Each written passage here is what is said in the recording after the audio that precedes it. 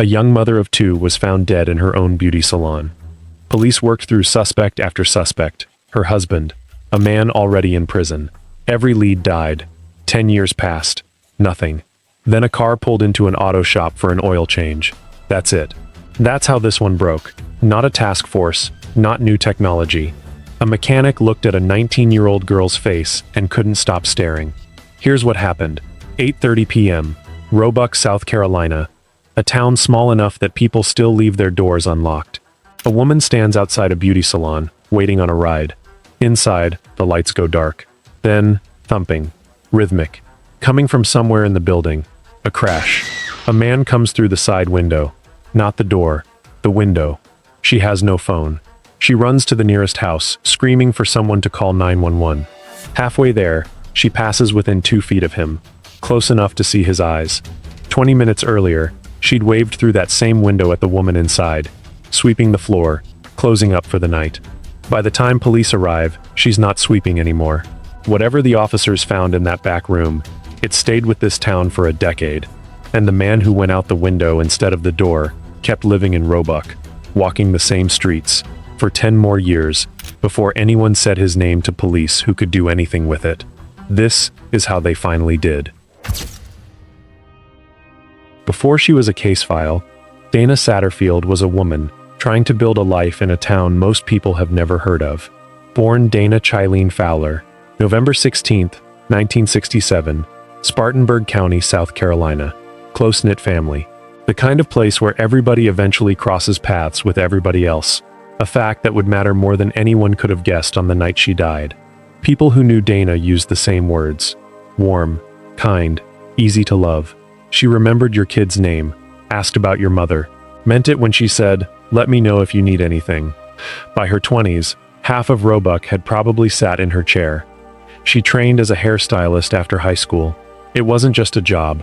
Clients kept coming back, not just for the haircut, but for the 20 minutes of conversation that came with it. She married young, a man named Mike. They settled in Roebuck and had 2 kids, a daughter, a son. She was saved. Cut hair in someone else's chair, built towards something of her own.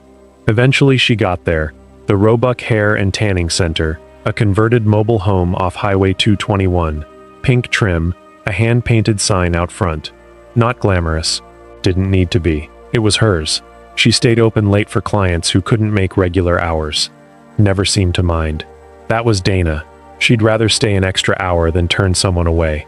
By summer 1995, she was 27. Her marriage to Mike had hit a rough patch. They were living separately, nothing formally filed. She had an appointment with a divorce attorney for the first week of August. But people close to both of them described something softer than a marriage ending. Still talking, still trying, for the kids' sake, to find a way back. She never got the chance to find out if they would. Monday, July 31st, 1995. An ordinary weeknight. Working late, finishing a client, laundry in the dryer. Getting ready to close up, go home, start it all again tomorrow. She had no way of knowing it was her last one. Her daughter was 8 that summer. Her son was 6. Neither one old enough to understand what gone meant yet. They'd spend the next 10 years growing up around a question the adults around them couldn't answer. Hold on to this version of Dana. Not the crime scene, not the case file. A 27-year-old who built something out of nothing, who made people feel cared for, who had 2 kids waiting for her to come home. She never made it. Monday, July 31st, 1995, unfolded like any other day at the Roebuck Hair and Tanning Center. Right up until the last 30 minutes. 6:30 p.m. A regular client, Patty Taylor, comes in for a late appointment. Easy conversation. The kind that happens 100 times a week in a shop like this. 6:50. A door-to-door saleswoman, Diane Harris, stops by. Sells Dana a bottle of all-purpose cleaning fluid. Small, forgettable. It won't stay that way. 8:10. Patty's finishing up. Dana offers to walk her out. Patty tells her not to bother. Dana says she'll stay anyway. She's got a load of laundry going. Wants to finish it before locking up. A load of laundry. 10 more minutes. The kind of choice nobody thinks twice about, because nobody has any reason to. Patty leaves. Dana stays behind, alone, closing up. Around 8:10, 8:15, Diane Harris walks past the salon window again, waiting nearby for her ride. She glances in. Dana's sweeping the floor. Their eyes meet through the glass. They wave. Completely unremarkably normal. It's also the last time anyone sees Dana Satterfield alive. Diane's ride is late. She waits close by. Minutes pass. She looks back at the salon. The lights are off now. Then she hears it. A dull, rhythmic thumping from inside the building. Not a scream. Not obviously a struggle. Just wrong. Then the crash. A man, young, white, gray t-shirt, jeans, comes through the side window and hits the ground running. Diane has no phone. She sprints for a neighboring house, screaming for someone to call 911. Somewhere in that run, she passes within a couple of seconds of the man who just came through the window. Close enough to see his face. Then he's gone. Around the same time, a driver named Michael Crook passes the salon. He sees a woman running, Diane, and, separately, a white male crouched near the building, glancing over his shoulder like he's checking if anyone saw him. Crook doesn't think much of it. He has no idea what's happening a few feet away. 9 p.m. Deputy Burnett arrives. Given the call, a break-in, a man fleeing through a window, he's probably expecting the ordinary version of this. A busted window, a stolen register. He walks through the front with his flashlight. Nothing looks disturbed. The register's untouched. Over $200 sitting in plain view. Ignored. Whatever happened here, it wasn't a robbery. He moves toward the back. Toward the washroom. He finds Dana. Part of her clothing was removed. Bruising, abrasions, evidence of a fight for her life.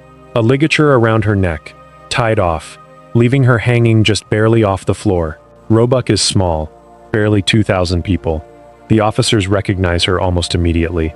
Not an anonymous victim. Dana, the woman who cut half the town's hair. The autopsy confirms it. A fractured hyoid bone, manual strangulation or a tightly applied ligature. Cerebral hemorrhaging. Abrasions across her face and skull. She'd been beaten, likely into semi-consciousness, before the strangulation. She'd also been sexually assaulted. A forensic light source picked up fluorescence on her body. During the autopsy, technicians recovered a semen sample from pubic hair combings. That sample gets sealed, logged, stored by the South Carolina Law Enforcement Division. It will sit there, untouched, for the next decade. Investigators rule out robbery almost immediately. The untouched cache makes that clear. What they're looking at is something more personal. Rage. Obsession. Maybe both. By morning, word is through all of Roebuck.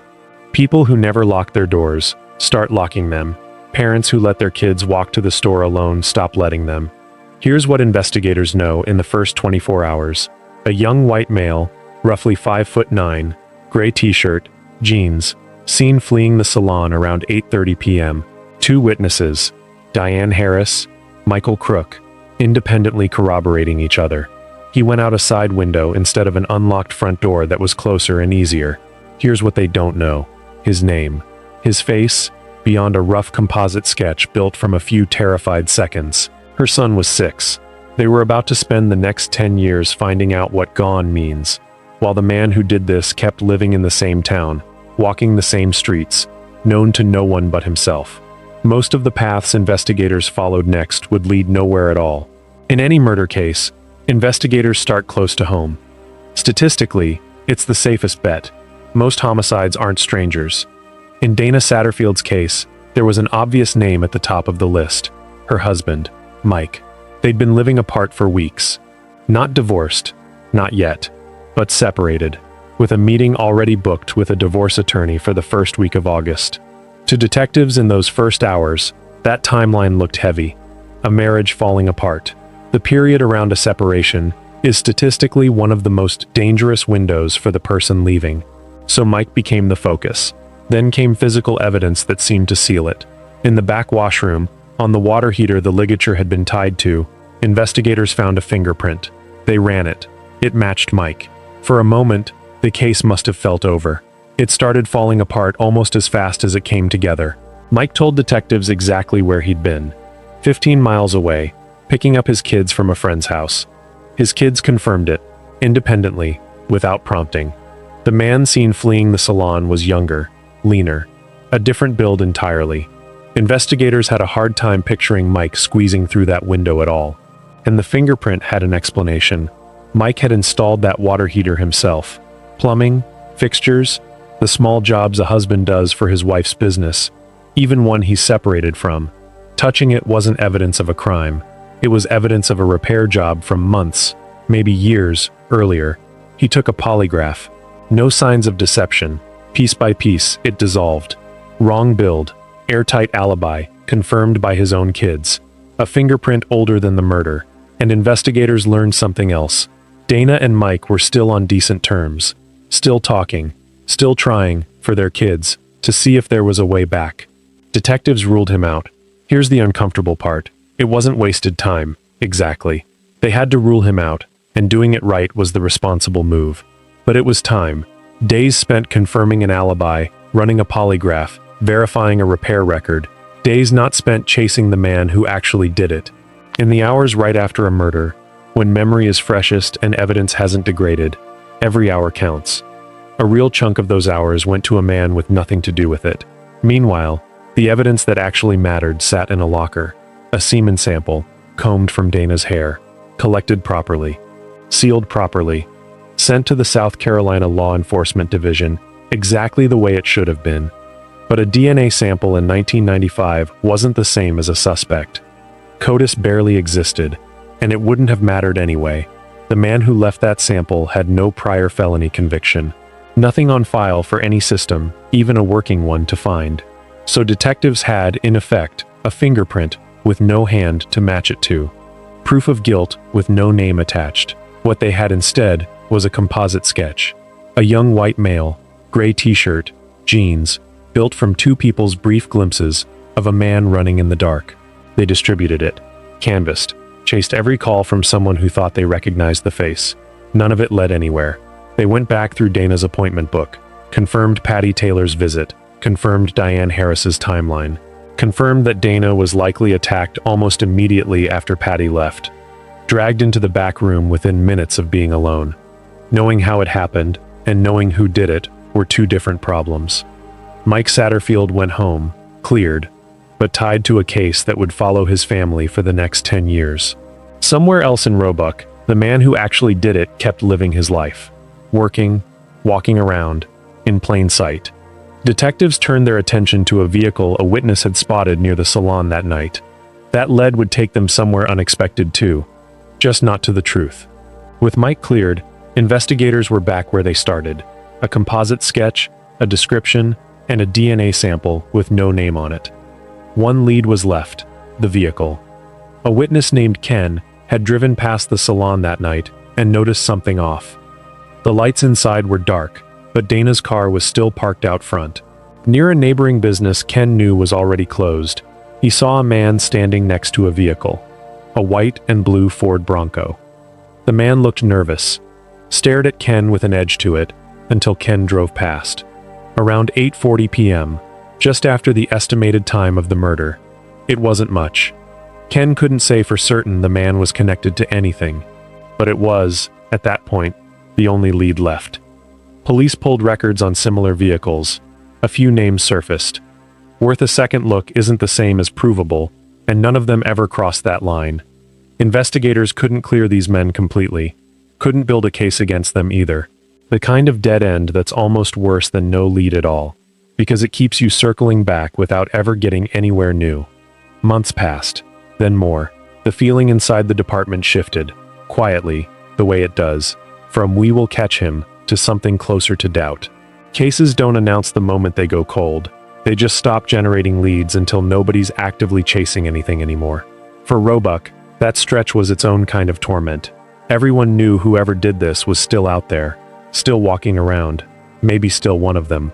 So the town did what it could. The Ford Bronco stuck in people's minds. For months, every time someone spotted a white and blue Bronco, they called 911. Even Dana's kids got pulled in, 8 and 6 years old, and they knew what vehicle police were looking for.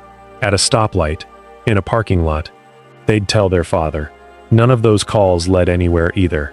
Then, months after the murder, a call came from inside a South Carolina jail. An inmate said his cellmate, Russell Quinn, might have been involved. Quinn talked about Dana constantly, the inmate said, kept saying how beautiful she'd been. claimed to have had a photograph of her. Once, I said something close to an admission. Investigators dug in. Quinn had been free at the time of the murder. He was now locked up for a sexual assault, where he'd tied his victim to a tree. Dana had been tied to a water heater. He drove a vehicle similar to the Bronco. His face matched the composite sketch.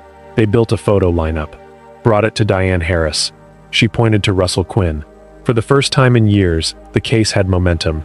A jailhouse tip, a matching MO, a similar vehicle, an eyewitness ID. They sent Quinn's DNA to the lab. It wasn't a match. Science doesn't lie, one investigator said later. Everything that had pointed at Quinn, the tip, the MO, the vehicle, the ID, evaporated in one lab result. Something broke after that. Not officially, quietly. The leads that felt promising had all been chased and eliminated. The sketch sat unmatched. The DNA sat waiting for a suspect no system could find yet. The case went cold, fully. The kind of cold where information stops arriving, and the file just moves further back in the drawer.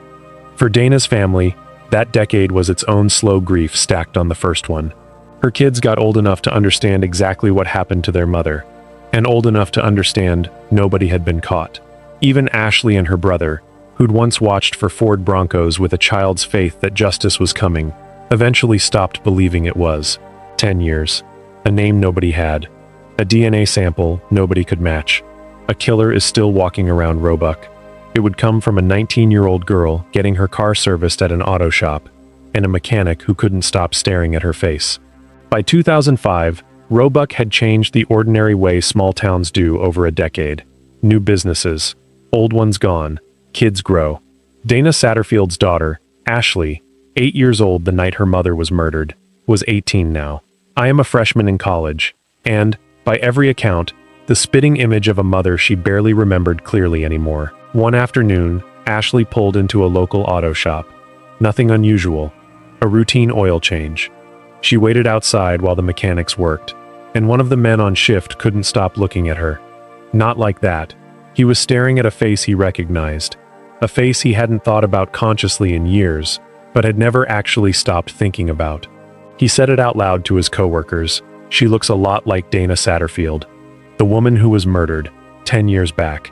Another mechanic told him, casually, not knowing what it would do to the man standing next to him, that the girl outside actually was Dana Satterfield's daughter. He went still. His name was Michael Pace, and what almost nobody around him knew, what he'd carried, silently, for a full decade, was that he'd known Dana's killer personally. Ridden in his car the night of the murder, heard him say, hours before Dana died, exactly what he planned to do. 10 years earlier, at 17, Michael had called the police anonymously. More than once. A few months after the murder. Again after the case aired on national television. Once in person to an officer he ran into at a bowling alley. Same message every time. Look at Jonathan Vick. Every time. No name. Investigators had tried to act on it. Confirmed Jonathan Vick's mother owned a blue and white Ford Bronco. Confirmed Jonathan had access, had been driving it that evening. Should have been enough to bring him in. Vick's mother, Mary Ann, refused. Flatly. Wouldn't let the police speak to him. Wouldn't let them touch the vehicle. Told them he had nothing to do with it and to leave her family alone. And because the tip came from an anonymous caller, no name, no sworn statement, a judge had no grounds to force it. You can't compel someone to surrender DNA based on an unnamed voice on a phone. It has to be attributable. Someone willing to stand behind it, in the open, under oath. Without that, detectives had nowhere to go. They backed off. Not disbelief. The law gave them no other choice. For 10 years, Jonathan Vick lived his life in plain sight, while the one person who might have forced the issue stayed silent, out of fear. Here's what Michael had never told anyone. The night of the murder, Jonathan gave him a ride home in that Bronco. Mentioned, almost casually, that he was planning to get his hair done that night. Already late for a haircut, which struck Michael as strange. Jonathan clarified, not really for the haircut. To see Dana. Both of them knew her. Jonathan started talking about how beautiful she was. Said he wanted to have sex with her. Michael laughed it off. 10-year age gap. Sounded like a joke. The kind of thing a teenage boy says to sound bold. Jonathan didn't take it well. Snapped back. You don't think I can do it? with an edge that made it feel like something else. Michael let it drop. The next day, news broke. Dana Satterfield, murdered. Michael didn't want to believe it. Then police announced they were looking for a white Ford Bronco, the exact vehicle Jonathan had been driving him around in the night before. Then it got worse. Jonathan told him, directly, that he'd kill him if he ever repeated what he'd said that night. That's the moment Michael's silence stopped being a choice. 17 years old, sitting on knowledge that could break a murder case wide open, terrified that speaking up would get him killed too. So he called anonymously. Again and again, whenever the guilt got too heavy. Every time, the same answer. Without your name, there's nothing we can do. 10 years is long enough for fear to calcify into habit. A decision you made so long ago, it just feels like the only option left. Then Ashley Satterfield walked into an auto shop for an oil change. Michael Pace, 27 now, the same age Dana was when she died, felt something shift. He thought about what it must have been like for Ashley and her brother, growing up a decade without their mother, without answers. He thought about Jonathan Vick, still out there, still free, still capable of doing this again.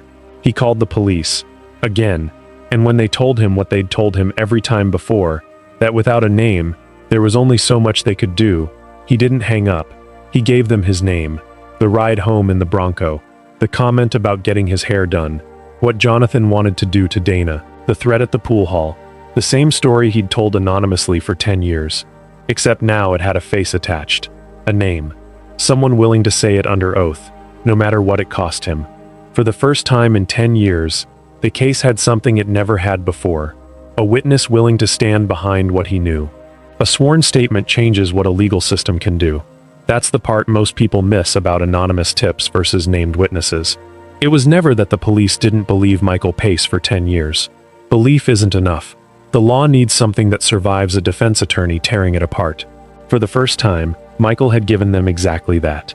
With his statement on record, prosecutors went to a judge for something they'd been legally barred from for a decade, a non-testimonial identification order, compelling Jonathan Vick to hand over DNA and fingerprints. This time, the judge signed it. By 2005, Jonathan Vick wasn't the 17-year-old from a decade earlier. He lived half an hour away, in Greenville. 2 years in the Marine Corps, ended largely because of his temper, clashed with coworkers, supervisors, fired job after job for the same reason. He couldn't control himself around authority. Now he has a wife, a young daughter. On paper, he didn't look like a monster. No serious record. 2 arrests, vandalism, and domestic violence, both dropped before trial. To anyone who didn't know what Michael Pace knew, he looked like an ordinary guy having a hard time. Investigators sent his DNA to the lab. After Russell Quinn, a suspect who'd checked every circumstantial box and still come back negative, nobody let themselves feel certain. Not yet. The results came back. The semen recovered from Dana Satterfield's body in 1995 belonged to Jonathan Vick. 10 years, 2 months, and a chain of events that started with a scared teenager and ended with a stranger's oil change. Finally, a name attached to the DNA that had sat untouched since the summer Dana died. Jonathan Vick was arrested. Murder, kidnapping, first-degree criminal sexual conduct. Walking to the police car in front of cameras, he said one thing: "I love my wife and my daughter. That's all that matters." Not a denial, not an explanation, just that. He denied any involvement in the questioning that followed, claimed he hadn't even known Dana. The evidence said otherwise. 6 days before the murder, on July 25, 1995, Vick's mother had called the salon, trying to book him a quick appointment. A friend of Dana's, Darlene Reeves, happened to be there and overheard it. Dana, frustrated afterward, told Reeves she wasn't going to accommodate the request. She didn't have time. She sounded pressured. It's a small detail most retellings leave out. It matters. Jonathan Vick wasn't a stranger who picked her salon at random. He knew her. His mother had been pushing to get him in her chair less than a week before he killed her. And Dana, without knowing why, had pushed back. Investigators believe that rejection may be exactly what set July 31st in motion.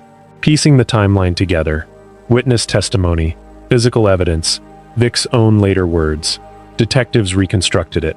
He drove to the salon in his mother's blue and white Bronco, the one with the unusual saw blade rims that a local worker named Jerry Mills had spotted parked illegally near the building just before dusk. He used a haircut as the excuse to get inside, likely arriving not long after Patty Taylor left. At some point, he made a move. Dana may have thought he was joking, or turned him down flat. Either way, something in that exchange triggered him. He locked the front door, turned off the lights, attacked her.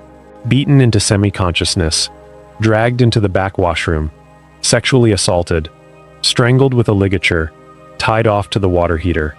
One detail investigators still couldn't fully explain, the same detail that ended up unraveling his own escape, was why he went out the side window instead of the front door. The front was unlocked, closer. If he'd walked out calmly and gotten in his car, there's a real chance no one notices him at all. No Diane Harris getting a look at his face, no composite sketch, no two eyewitnesses corroborated each other for 10 years. Instead, he panicked, went out the window, made enough noise to be heard outside, put himself directly in the path of the one witness who'd spend the next decade being the person most likely to identify him. The moment police finally had a name to show her. As prosecutors dug into Vic's history, preparing for trial, they found something that didn't just add color. It suggested something darker underneath. In 2002, 3 years before his arrest, Jonathan Vick was engaged to a young woman named Heather Sellers.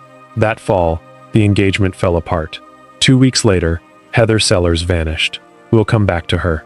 For now, prosecutors had what they needed to build the strongest case they could actually prove.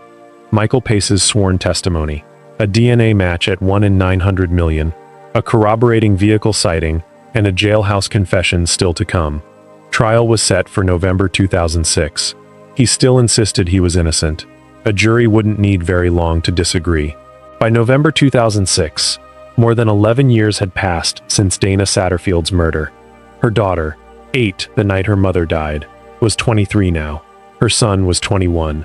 Both had grown up inside the shadow of a case that, for most of their childhood, felt like it would never end.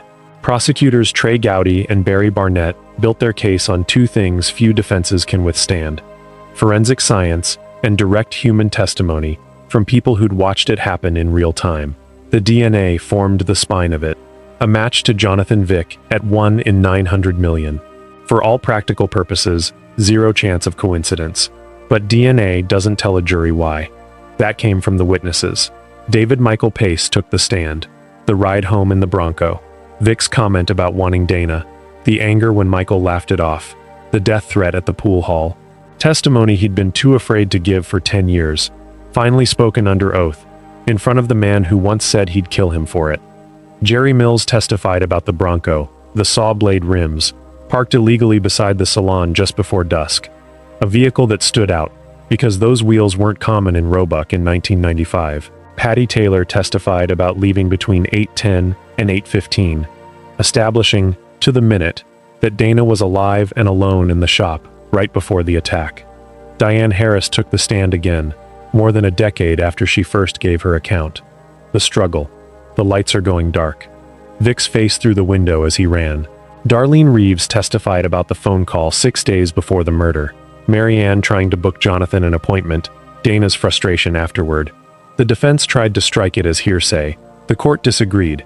It wasn't offered to prove the call happened, just that Dana knew who Vic was, and how she felt about him. Then came Steve Vaughn, Vic's cellmate for 8 or 9 weeks in early 2006. Vic told him that if he could take back one day of his life, it'd be the day he went to Dana's salon. Parked the Bronco across the street so her husband wouldn't see it. Went inside. Claimed he blacked out, no memory of the assault itself, but admitted he panicked afterward and went out the window out of fear. In every meaningful sense, a confession, not formal, not to police under caution, just said, casually, to a man Vic never expected to repeat it in a courtroom. The defense went after eyewitness memory across an 11-year gap and tried to get Reeves's testimony thrown out. Neither argument survived a DNA match at 1 in 900 million. 4 eyewitnesses corroborating each other, and a jailhouse admission that lined up with the physical scene. The trial ran 4 to 5 days. The jury deliberated for under 20 minutes. Guilty. All counts. Murder. Kidnapping. First-degree criminal sexual conduct. That's the jury's way of sending a message, one prosecutor said afterward. Less than the time it takes to watch a sitcom. That's how reprehensible we think you are. Vic broke down when the verdict was read, insisted the real killer was still out there, a claim that didn't hold up against 1 in 900 million, 4 eyewitnesses, and his own words to a cellmate. Life for murder. 30 years, consecutive, for criminal sexual conduct. 30 more for kidnapping. He'd been 17 at the time, a minor, so the death penalty was off the table. For Dana's kids, the verdict closed something that had defined nearly their entire lives. 11 years of not knowing. 11 years of watching Ford Broncos at stoplights. Someone was finally held accountable. But Vic's story wasn't finished. Not the legal side. And not the darker one still sitting underneath it, involving a young woman who vanished 3 years before he was ever arrested for anything. Before we get to what happened after the conviction, there's a piece of this story most retellings leave out. Once you hear it, you'll understand why it's stuck with investigators for almost 2 decades.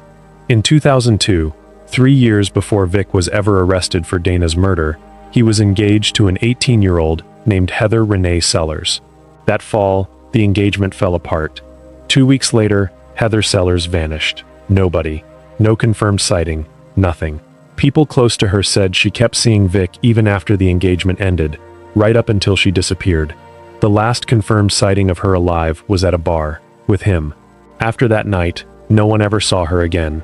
Her car turned up submerged in a river. She wasn't in it. Friends and family described a troubled relationship, complaints about abuse, control, tension. Because of the timeline, and because of what people close to Heather were telling police, Vic became the primary suspect. Suspicion isn't proof. No body, no physical evidence tying him directly to it. Police couldn't build a case. Heather Sellers' disappearance has never been solved. Search her name today, and the case is still open.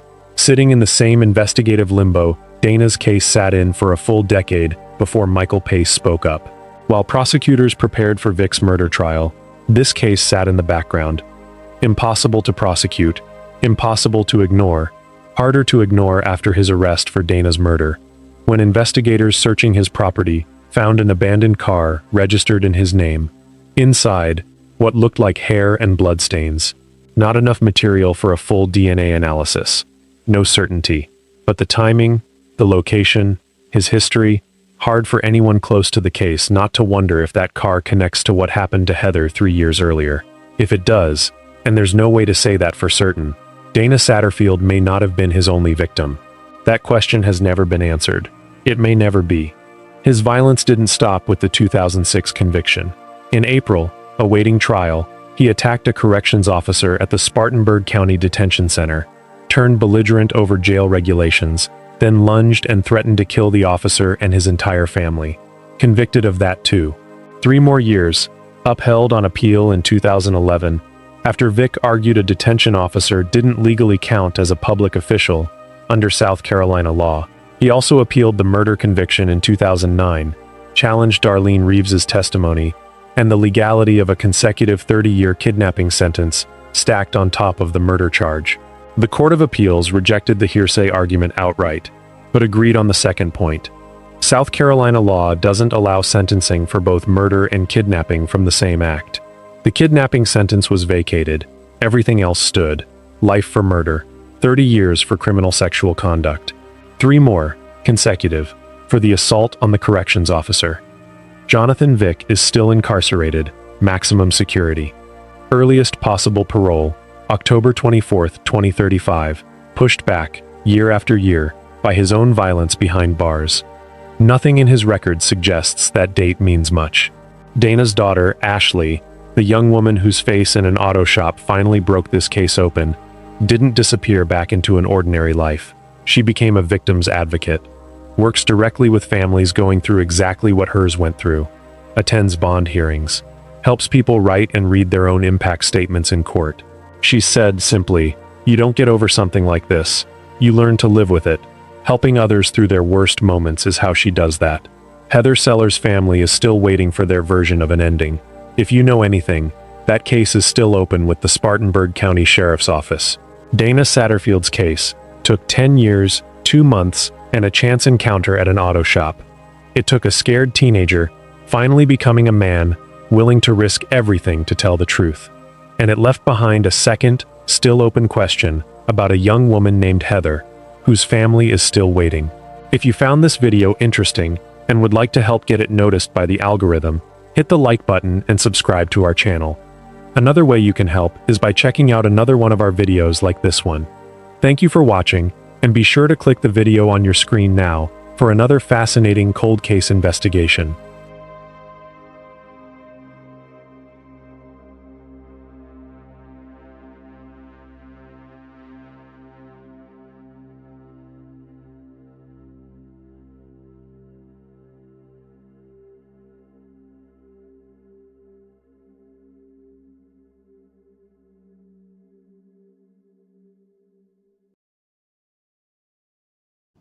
Police say that sometime between 9 last night and early this morning, the Bennett family was brutally attacked with a blunt instrument and a knife. Probably this one found in the snow covering their front lawn.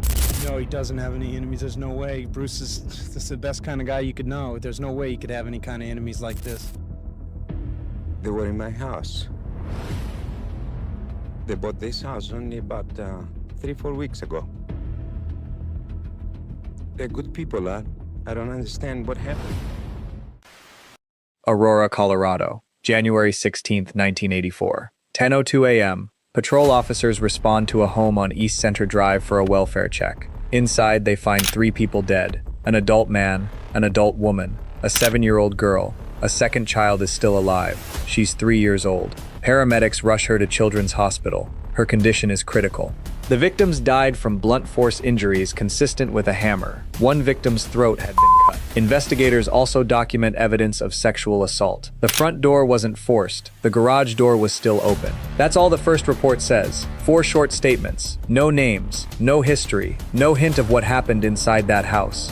34 years later, a routine DNA swab collected from an inmate in a Nevada prison would put a name on that report. This story is based on court records, law enforcement statements, and verified news reporting. It includes descriptions of violence against adults and children.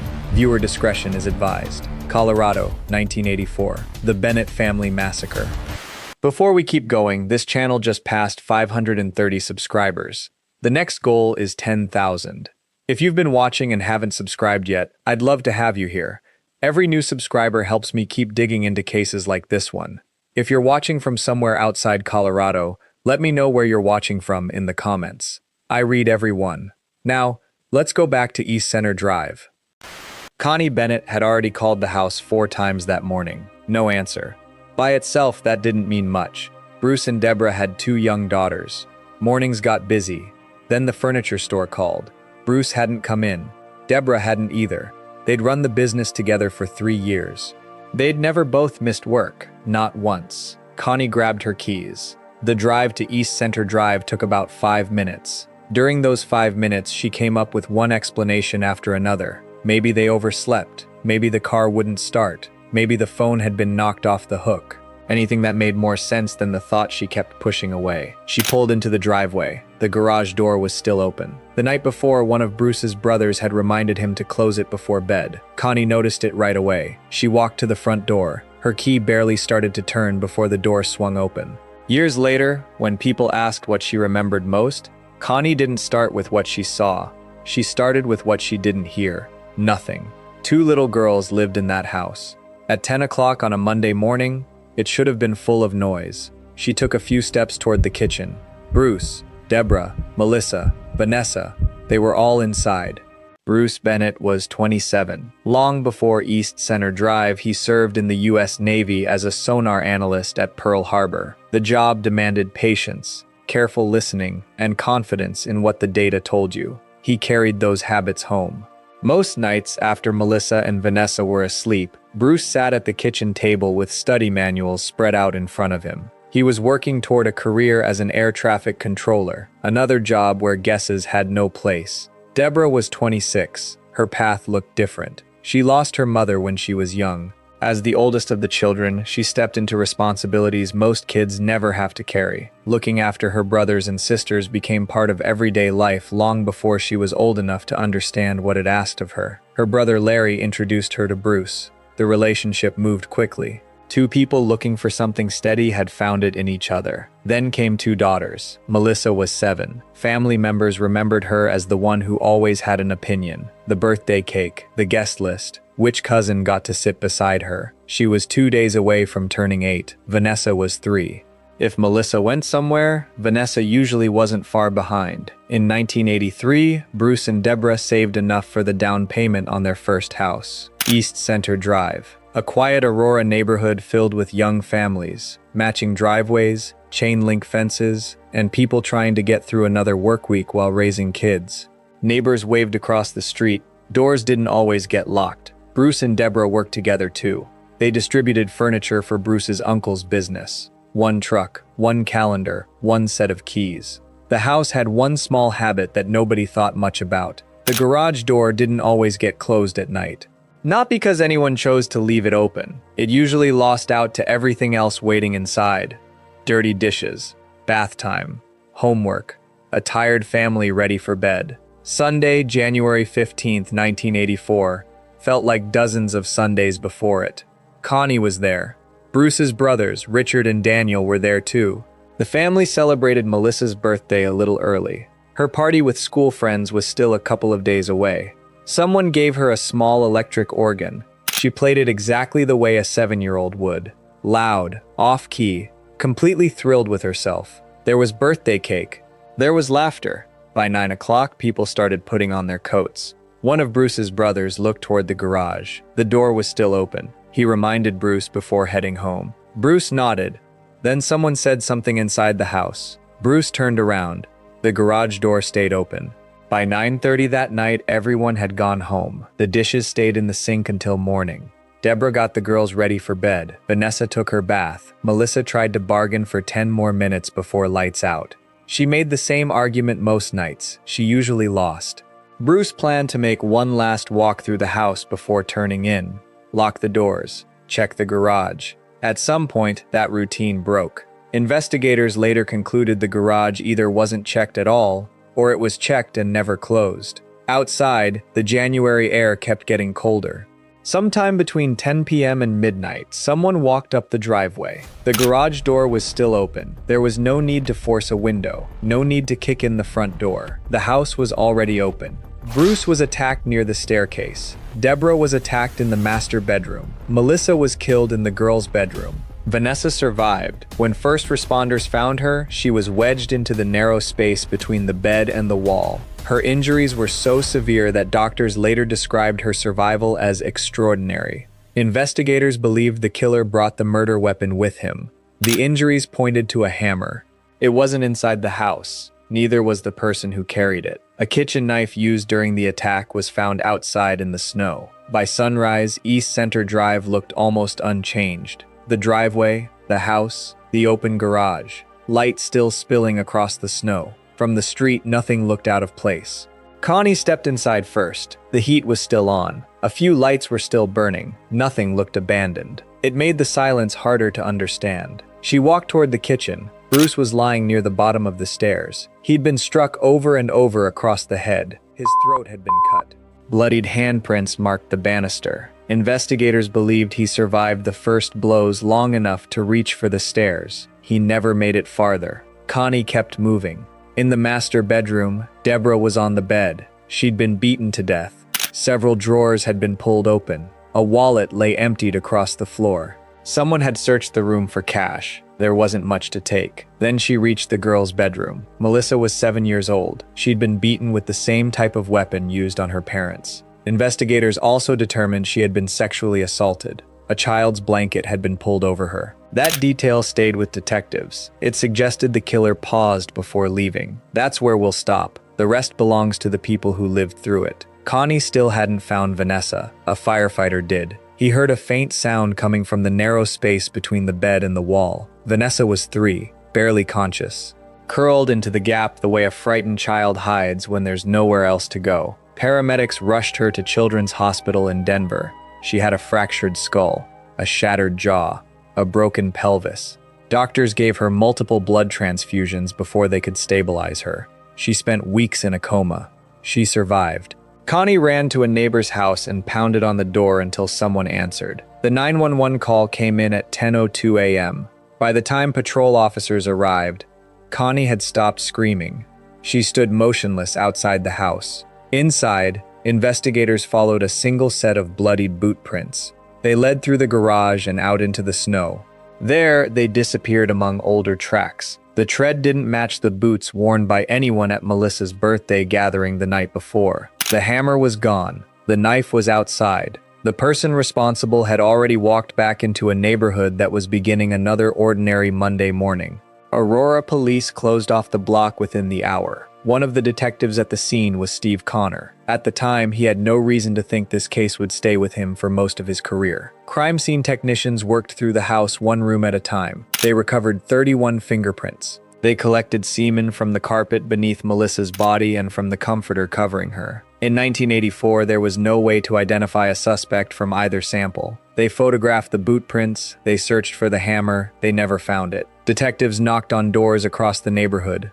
This was the kind of street where people noticed an unfamiliar car, where a dog barking in the middle of the night usually meant somebody looked outside. Nobody remembered seeing a stranger, nobody remembered hearing a scream, nobody remembered anything that pointed to the person who walked into that house.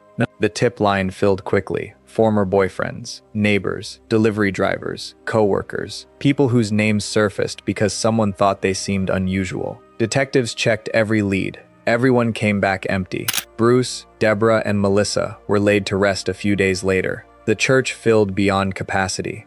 Neighbors stood beside co-workers. People who knew the family well stood beside people who had only exchanged a wave across the street. Flowers covered the porch on East Center Drive. Sympathy cards kept arriving long after the funeral ended. At Children's Hospital, Vanessa was still fighting for her life. Doctors focused on keeping her alive. Therapists tried to learn whether she remembered anything from that night. Every interview ended the same way. She became overwhelmed. The questions stopped. She was 3 years old. There was nothing investigators could rely on. By the end of January, Aurora police had shelves of evidence. They had fingerprints, biological evidence, boot prints, photographs, hundreds of interviews, no suspect. One house on East Center Drive had become a crime scene people quietly avoided after dark. The strange part is this: the Bennett murders weren't the first attack. They weren't even the second. By the end of January 1984, investigators were treating the Bennett murders as one case. They were wrong. The attack on East Center Drive was the fourth in 23 days. 12 days earlier, on January 4th, a young couple named James and Kimberly were asleep in their Aurora home, only a few miles away. James had spent the evening recording music for a friend. Nothing about the night stood out. After they went to bed, someone entered the house through an open garage. Kimberly woke to a hammer striking her head. She caught only the outline of the person standing over her before she screamed. James ran to help her. The attacker turned the hammer on him. His skull was fractured. Both survived. Outside, officers found Kimberly's purse in the snow. The cash was gone. Everything else was still inside. 6 days later, on January 10th, 50-year-old Patricia Smith returned to the Lakewood home, where she was helping her daughter and grandchildren settle in. She'd spent the day running errands. She ate lunch. She went home. Someone was waiting. Patricia was beaten to death with a hammer. Investigators determined she had also been sexually assaulted. One of her grandchildren's blankets had been pulled over her body. The hammer was left behind. That same evening, less than 25 miles away, a flight attendant named Donna pulled into her garage after work. Before she could get out of her car, someone struck her in the head with a hammer. She survived. The injuries left her with no memory of the attack. Police found the blood-covered hammer inside her car. There were no usable fingerprints. 4 attacks, 3 households, 23 days. No one realized they were connected. Aurora police had one file, Lakewood police had another. Arizona investigators would soon open a third. In January 1984, there was no CODIS, no shared regional DNA database, no computer system linking agencies together. There were paper files, phone calls, departments working the same offender without knowing it. The FBI sent a profiler to review the evidence. The assessment described a white male, likely in his early 20s, someone methodical, someone comfortable doing manual labor. someone who moved through unfamiliar houses with confidence. Robbery didn't appear to be the motive. Money and valuables were left behind at nearly every scene. The violence kept escalating. Each attack was more brutal than the one before it. The profile ended with one prediction: whoever was responsible wasn't finished. 11 days after the Bennett murders, another attack unfolded. This time it happened in Kingman, Arizona, about 700 miles from Aurora. Roy Williams woke to someone standing over his bed. The first blow came from a piece of granite weighing about 25 pounds. His attacker had picked it up outside the house. Roy survived. A few hours later, a patrol officer spotted a disheveled man trying to hitchhike near Roy's neighborhood. Something about him matched the description witnesses had given. The officer asked to see his shoes. The tread matched impressions left at the crime scene. The man ran. He didn't get far. His name was Alex Christopher Ewing. He was 23 years old. He drifted from job to job, mostly construction and manual labor. Records later showed he'd received a Colorado driver's license the previous summer. He hadn't been passing through Denver. He'd been living there, working beside people who had no idea what he was doing after work. Arizona investigators had no reason to connect him to Colorado. As far as they knew, Ewing was responsible for one violent attack in one state. For a brief moment, everything lined up. The suspect was in custody. Less than 2 weeks had passed since the Bennett murders. Then, the opportunity disappeared. Ewing was transferred to a detention facility in Utah while he waited to return to Arizona for court. He told investigators he had hitchhiked out of Colorado. No one connected that story to the unsolved murders back in Aurora. On August 9, 1984, deputies transported him back to Arizona. During a stop at a gas station in Henderson, Nevada, prisoners were allowed to use the restroom. Ewing ran, again. That night, he broke into another home. He attacked a husband and wife with an axe handle while they were in bed. Both survived. 2 days later, park rangers found him near Lake Mead. He had been free for less than 48 hours. A Nevada jury convicted him of escape and the assault. The judge sentenced him to 110 years in prison. Arizona never moved forward with the Roy Williams case. The sentence in Nevada guaranteed Ewing would spend the rest of his life behind bars. Colorado still didn't know who he was. There's another piece to this story. James, Kimberly, Donna, all three survived attacks investigators would later connect to Ewing. None of them ever faced him in a Colorado courtroom. Not because the evidence was weak. Colorado law in 1984 gave prosecutors only 3 years to file attempted murder charges. By the time investigators identified Ewing, that deadline had passed. 3 survivors, no trial, no verdict, no sentence carrying their names. For years, Alex Ewing disappeared into the Nevada prison system. At the same time, 3 unsolved Colorado cases already held his DNA. Investigators just didn't know whose DNA it was. After 1984, the Bennett case didn't stop. It waited. The evidence collected that night stayed in storage while forensic science slowly caught up. Investigators had recovered semen from the carpet beneath Melissa's body and from the comforter covering her. Every sample was carefully collected. Every sample was logged. One piece of evidence never reached the state crime lab. Not in 1984, not in 1985. The comforter stayed in storage for 5 years before anyone realized it had never been submitted. By then, Vanessa had spent years recovering from injuries that nearly killed her. When the comforter finally reached the lab in 1989, scientists produced only a partial DNA result. It wasn't enough to identify anyone. The following year, investigators found something else tucked away in the evidence. One microscopic hair. It went straight to specialized testing. The test destroyed it.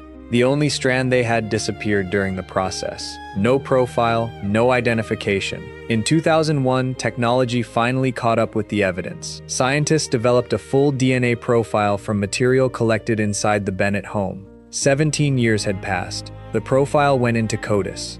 Nothing came back. The DNA belonged to someone. Investigators had no name to compare it to. 9 years later, in 2010, the Colorado Bureau of Investigation revisited the Patricia Smith case. The DNA matched. The same person had attacked both homes. Prosecutors filed murder charges against a John Doe. Not because they knew who he was, because they didn't. The filing preserved the case while detectives kept looking for his identity. Around that same time, investigators turned to Parabon nanolabs. Using DNA alone, analysts estimated the suspect's ancestry, eye color, skin tone, and facial features. For the first time, detectives had something resembling a face, not a photograph, not a suspect. A face with no name attached to it. Steve Connor never let the case drift away. He had walked into the Bennett house in 1984 as a young detective. Decades later, he was still working the same file. The evidence was stronger than it had ever been. The science was stronger than it had ever been. One thing was still missing: a matching DNA sample. In 2013, Nevada passed a law requiring convicted felons to provide DNA samples. It sounded straightforward. It wasn't. The law applied going forward. Thousands of inmates already serving prison sentences weren't included. For 3 years, that gap remained. In 2016, the Nevada Attorney General issued a legal opinion. The law would apply retroactively. Prisons began collecting DNA from inmates who had entered the system long before routine DNA testing existed. Alex Ewing was one of them. In July 2018, a forensic scientist in Washoe County swabbed the inside of his cheek. It looked like another routine collection. Another sample, another inmate. The profile was entered into CODIS. Days later, Colorado finally had a name. In the summer of 2018, Detective Steve Connor got the call he'd been waiting more than 3 decades to receive. A DNA hit had come back. The source wasn't Colorado. It was a Nevada prison. Connor pulled every report connected to the Bennett case. Every interview, every tip, every suspect. Thousands of pages. Alex Christopher Ewing wasn't in any of them. Not once. For 34 years, detectives had chased leads across Colorado. The man they were looking for had never appeared in a single report. Before filing murder charges, investigators wanted more than a CODIS match. A team of Colorado detectives flew to Nevada. They never told Ewing why they were there. He talked freely. He described growing up in an Air Force family. He spoke about an illness he believed changed him as a child. He talked about construction jobs he'd worked around Aurora and Lakewood during the early 1980s. Without realizing it, he placed himself in the same 2 cities where the attacks had happened. The detectives returned the next day. This time they brought photographs. 6 black and white crime scene photographs. Ewing studied each one. He said he didn't recognize any of them. Then detectives placed another photograph on the table. It wasn't a crime scene. It was Patricia Smith. Alive, an ordinary family photograph. Ewing said he'd never seen her before. Then detectives showed him the next picture, Patricia Smith, as investigators found her. According to the arrest affidavit, Ewing physically recoiled. The detectives told him his DNA matched evidence collected from both the Bennett and Smith murder scenes. He answered with 5 words: "There's got to be a mistake." He never explained how his DNA reached either house. Instead, he asked for a lawyer. Investigators obtained a court order for a new DNA sample. The laboratory results matched the earlier CODIS hit. The evidence pointed to the same man. On August 10, 2018, Alex Christopher Ewing was charged with the murders of Bruce Bennett, Deborah Bennett, and Melissa Bennett. 34 years after the garage door stayed open, detectives finally knew who had walked through it. Getting Alex Ewing into a Colorado courtroom took almost 2 years. His attorneys challenged the extradition from Nevada through the state courts, then the federal courts. The appeals reached the United States Supreme Court. The court declined to hear the case. Ewing was sent back to Colorado. The Bennett murders went to trial first. The prosecution built its case around DNA. The defense focused on what wasn't there. No fingerprints belonging to Ewing. No murder weapon. Evidence collected in 1984, long before DNA testing became part of everyday criminal investigations. Jurors heard both sides. They also heard from forensic scientist Yvonne Woods.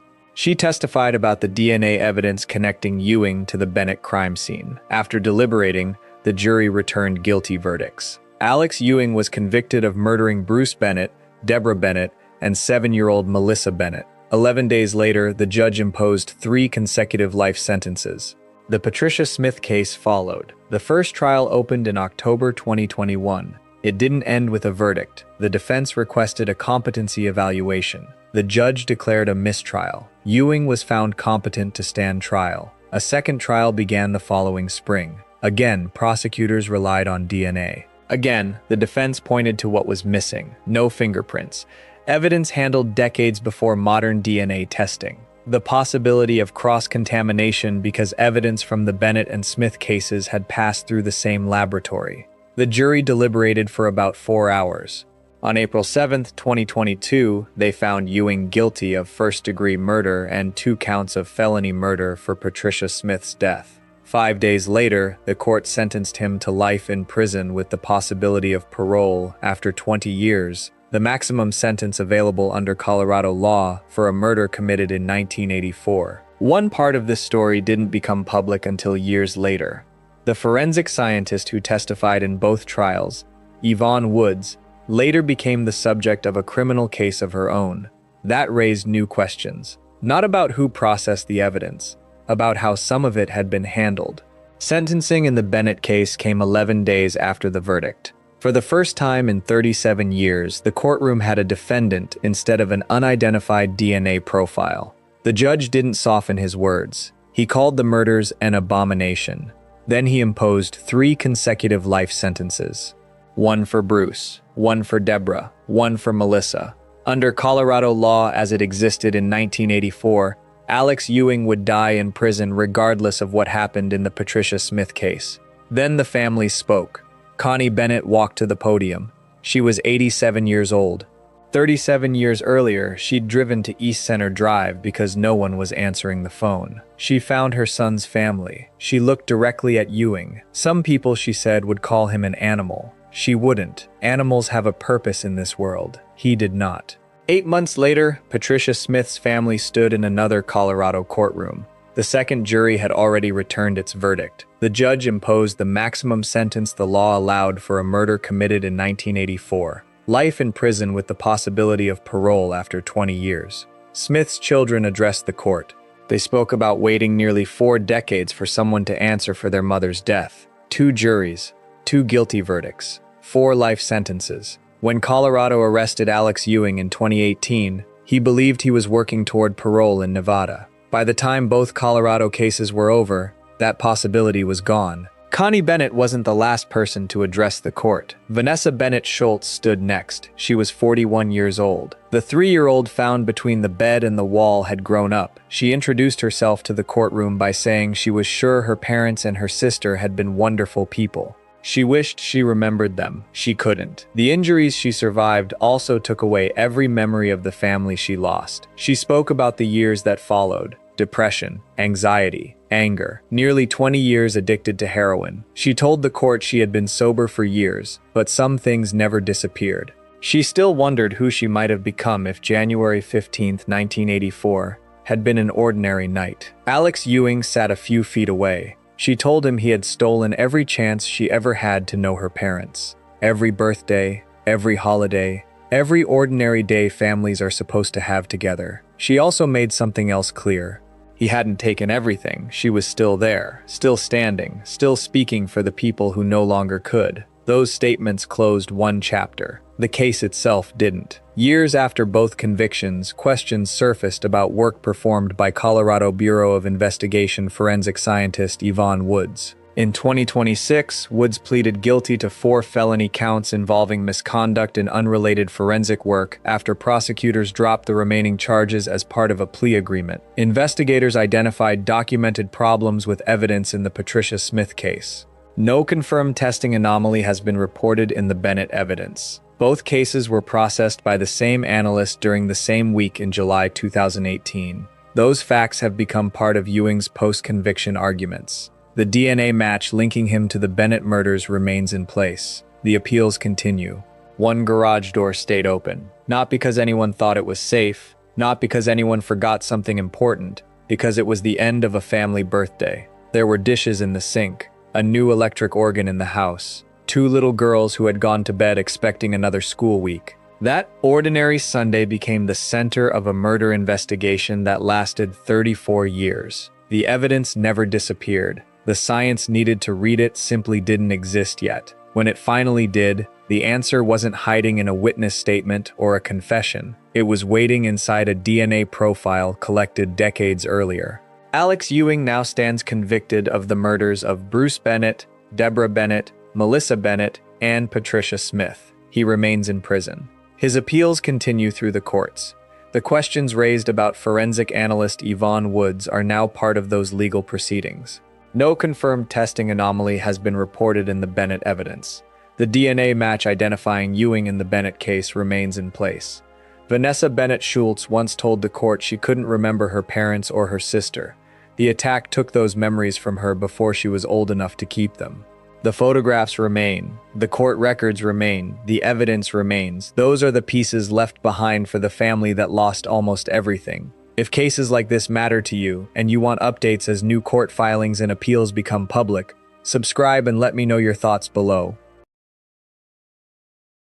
November 10th, 2020, Kansas City, Missouri. A detective arrives at the home of Fawn Cox's parents. They've been waiting, in one form or another, for 31 years. He tells them only this. After 31 years, investigators finally have an answer. No name, no explanation. Only the certainty that the case they had almost stopped expecting to hear about is finally over. July 1989. Kansas City doesn't cool off after sunset. Heat settles over the neighborhood and stays there. Window air conditioners run in nearly every room, filling the house with the steady mechanical hum of another Missouri summer night. Fawn Cox is 16. She works evenings at Worlds of Fun, the amusement park a few miles from home. On July 26th, her shift ends around 11 o'clock. She comes home, heads upstairs, and sets out for another workday the next morning. Normally, she shares her bedroom with her younger sisters. That night, the heat changes the routine. Her sisters sleep downstairs where it's cooler. Fawn stays upstairs, alone. Downstairs, the family dog won't settle. She's pregnant, pacing through the house, restless enough to be noticed. Everyone assumes that's the reason. The air conditioners keep running. An alarm clock sits beside Fawn's bed, already set for morning. Outside, the second-floor bedroom window looks no different from any other on the block. Nobody inside the house has any reason to think about it. By morning, that alarm will begin to ring. It will keep ringing long enough that someone finally walks upstairs to find out why Fawn hasn't turned it off. For now, the house is exactly what it has always been: hot, noisy, asleep. Outside, someone is already standing beneath that window. Northeast High School is out for the summer, but Fawn Cox's schedule hardly changes. Most evenings, she's headed to work. Worlds of Fun sits only a few miles from home, the kind of place where teenagers spend their summers earning a paycheck. By closing time, the midway begins to empty. One ride after another shuts down until only a handful of lights remain. Fawn usually works those late shifts. Most nights, she comes home carrying the smell of fryer oil, sunscreen, and a Missouri summer that never seems to cool off. Home runs on routine, shared bedrooms, shared chores, the familiar rhythm of a family that knows where everyone is supposed to be. Fawn usually shares the upstairs bedroom with her younger sisters. Sundays are for church, weeknights are for work. At 16, the routine is ordinary enough that nobody thinks much about it. The Northeast neighborhood is the kind of place where people know each other's children. Monty Clark knows the Cox family long before the case becomes part of his life. He drives a bus for both Northeast High School and Fawn's church. Years later, he still remembers passing the house on East 9th Street. Not because anything unusual happened there then, but because it was another family along a route he knew by heart. The last week of July feels no different from the ones before it. Another shift, another drive home, another alarm is set before bed because tomorrow starts early. She expects another ordinary morning. She never gets one. The house at 4640 East 9th Street doesn't stand out. It's a two-story frame home, set close to the street, much like the others around it. Fawn's bedroom is upstairs, toward the back of the house. Directly beneath her window is the roof over the back porch. From there, the window is within easy reach. To the Cox family, it isn't a security concern. It's simply part of the house. A roof, a gutter, a window that's always been there. Inside, the July heat changes how everyone sleeps. Window air conditioners run from room to room, filling the house with a steady mechanical hum. The sound becomes part of the night, constant enough that nobody notices it anymore. Fawn's parents are asleep. Her younger sisters are downstairs where it's cooler. Fawn is alone in the upstairs bedroom she usually shares. From the street, nothing tells you which room belongs to her. Nothing tells you that one window opens above the porch roof. Nothing tells you that a person could reach it without ever using the front door. Someone found it anyway, not by accident, not in daylight, in the dark. Whoever climbed onto that porch roof already knew exactly where they were going. Fawn's shift at Worlds of Fun ends around 11 that night. She drives home. She's scheduled to work again the next day, so she doesn't stay up. Inside, the house has settled into its familiar rhythm. Her parents are asleep. Her younger sisters are downstairs where the air is cooler. Fawn heads upstairs alone. On most nights, the room is shared. Tonight, it isn't. The air conditioners keep running. They'll run until morning. What happened next cannot be reconstructed minute by minute. Investigators were never able to determine exactly when someone climbed onto the porch roof, how long they waited, or the precise moment the bedroom window was forced open. The evidence only narrows the timeline. Sometime after midnight, before sunrise, what detectives do know is how the intruder entered. The second-floor window had been forced from the outside. The glass was broken. The latch showed signs of being pried open. The entry point wasn't a theory. It was documented at the scene. What happened inside the bedroom is known only through the evidence investigators recovered the following morning. Fawn was sexually assaulted. She was strangled. Beyond those findings, the case file offers no certainty. It doesn't reveal whether she woke up. It doesn't reveal how long the attack lasted. It doesn't reveal whether anyone inside the house heard anything at all. By sunrise, whoever entered that room was gone. No witness saw them leave. No one inside the house realized they had ever been there. The alarm clock beside Fawn's bed was still set for work. It went off exactly when it was supposed to. It kept ringing, long enough that it no longer sounded ordinary. Her mother and one of her sisters walked upstairs to turn it off. Instead, they found Fawn. Crime scene investigators arrive at 4640 East 9th Street on the morning of July 27th. The bedroom is no longer a bedroom. By the time they begin their work, it has become evidence. Nothing is touched before it's photographed. Nothing is moved before it's documented. The window draws their attention first. The glass is broken inward. The latch bears fresh tool marks. Someone forced it open from the outside before climbing through. That much is immediately clear. Investigators photograph the shattered glass, the window frame, the bed, every angle of the room. They're preserving a scene they know they'll never see exactly this way again. Then they begin collecting what the intruder left behind. Biological evidence is recovered from the bedding and from Fawn herself. In 1989, detectives knew it's important, but they don't yet know how. The evidence is carefully collected, sealed, labeled, and placed into storage, where it will remain for decades. The laboratory performs the most advanced testing available at the time, ABO blood typing. The result narrows the donor to a type O secretor. It excludes some people. It identifies no one. Fingerprint technicians examine the window and the broken glass. Partial prints are recovered. None contain enough detail to identify the person who left them. By the end of the first day, detectives understand far more about the crime than they do about the person who committed it.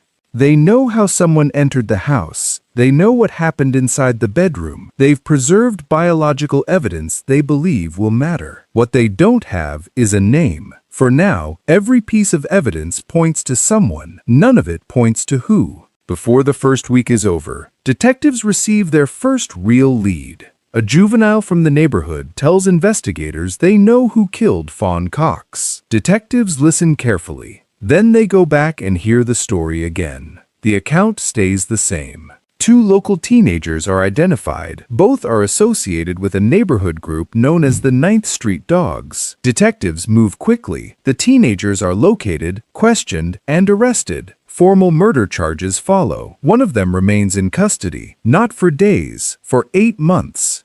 For the investigators, this is the first time the case feels as though it's moving toward an answer. They have suspects. They have a witness willing to testify. They have a prosecution beginning to take shape. Now they wait for the physical evidence to support it. The laboratory completes the blood typing. In 1989, it's the best science available. The results arrive. They don't confirm the suspects. They don't eliminate them either. The evidence leaves detectives exactly where it found them. The case still depends on the witness. For months, that seems enough. Then everything changes. The witness withdraws the statement. Under oath, they admit the account wasn't true. The investigation shifts almost overnight. Detectives lose the testimony that held the case together. Prosecutors review what remains. Without the witness, there isn't enough evidence to move forward. The charges are dismissed. The teenager who spent 8 months in jail walks free.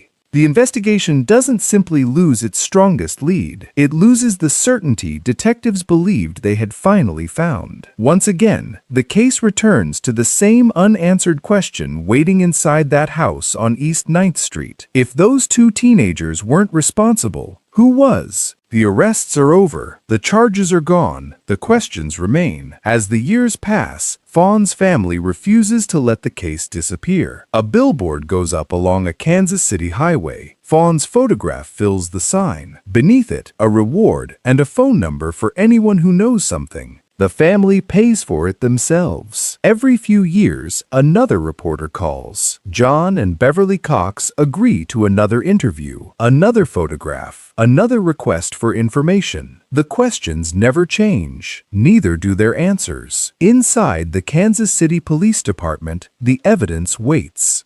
The biological samples collected in 1989 remain sealed and preserved, even as the detectives who first worked the case retire and new investigators inherit the files. In the early 2000s, advances in DNA testing offer a new opportunity. A genetic profile is developed from the biological evidence and entered into the National DNA Database. Detectives wait. No match. The person who left that evidence has never entered the system. The investigation stalls again. The file returns to the shelf. Fawn's parents keep asking whether new technology might succeed where everything else has failed. If necessary, they're willing to help pay for it themselves. Years pass. Monty Clark never completely lets the case go either. On his own time, he searches through old newspaper clippings, photographs, and neighborhood memories, hoping one overlooked detail might still matter. No one asks him to. He keeps looking anyway. In 2018, detectives revisit the strongest suspects from the original investigation. Both men agree to provide new DNA samples. The results are definitive. Neither man is responsible for Fawn's murder. One chapter finally closes. The investigation is still no closer to opening the next one.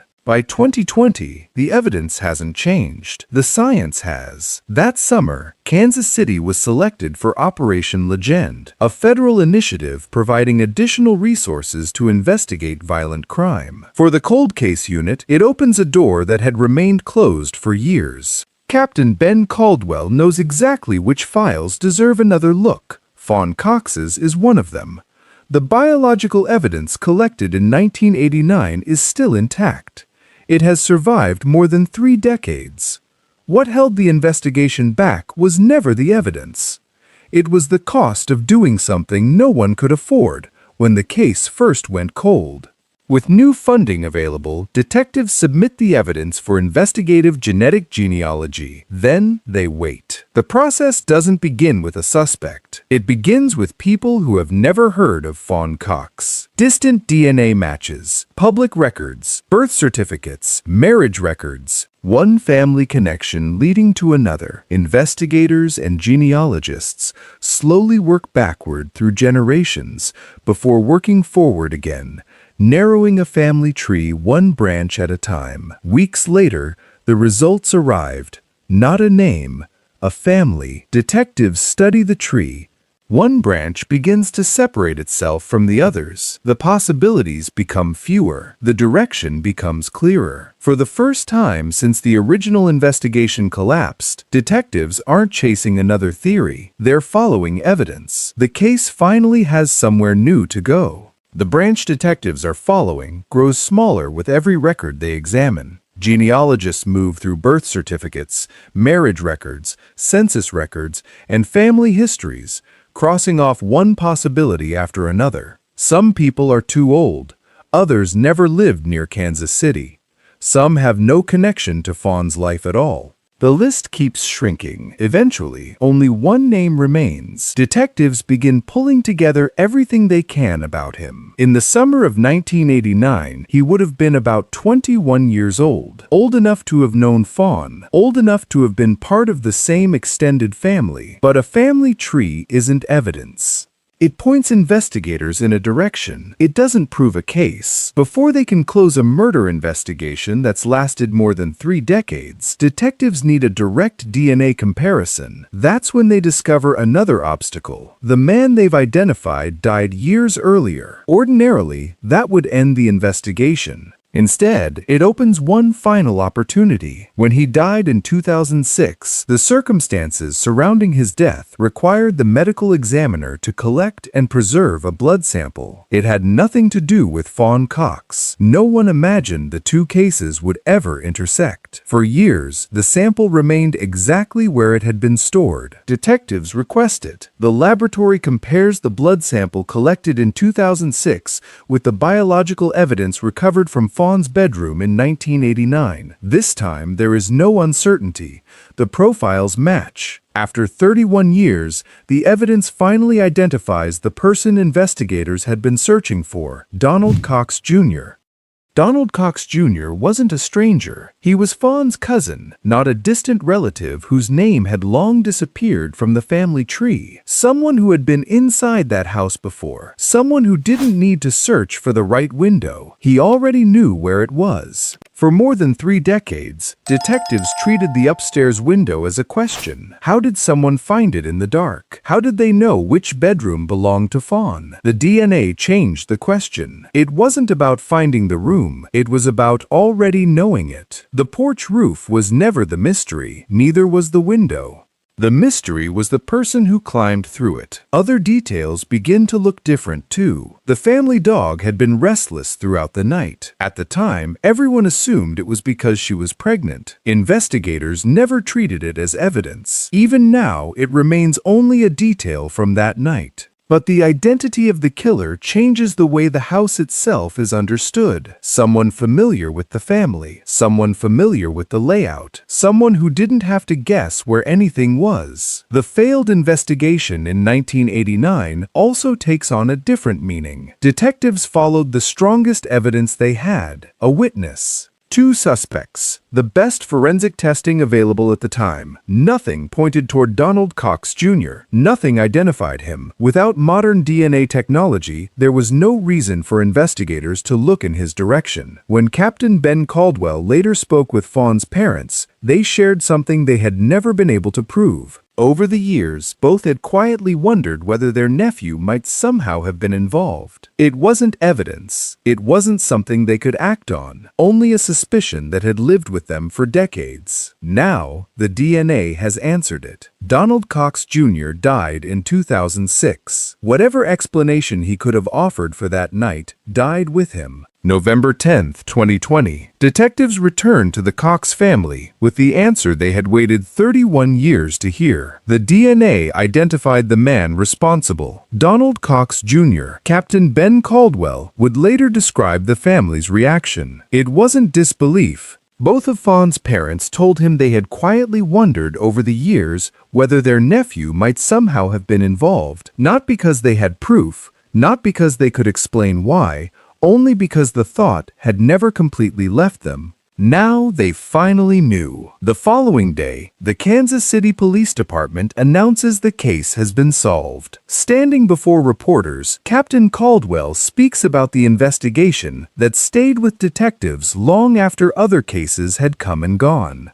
An innocent 16-year-old girl had been murdered in her own home. For many of the investigators, the case was never simply another file on a shelf. Fawn's sister, Felisa, also speaks publicly. She doesn't describe the news as the ending her family hoped for. She calls it closure, not because the loss disappeared, not because justice arrived in the way anyone wanted, because, after 31 years, the questions had finally stopped. There would never be a trial. No jury would hear the evidence. No sentence would ever be handed down.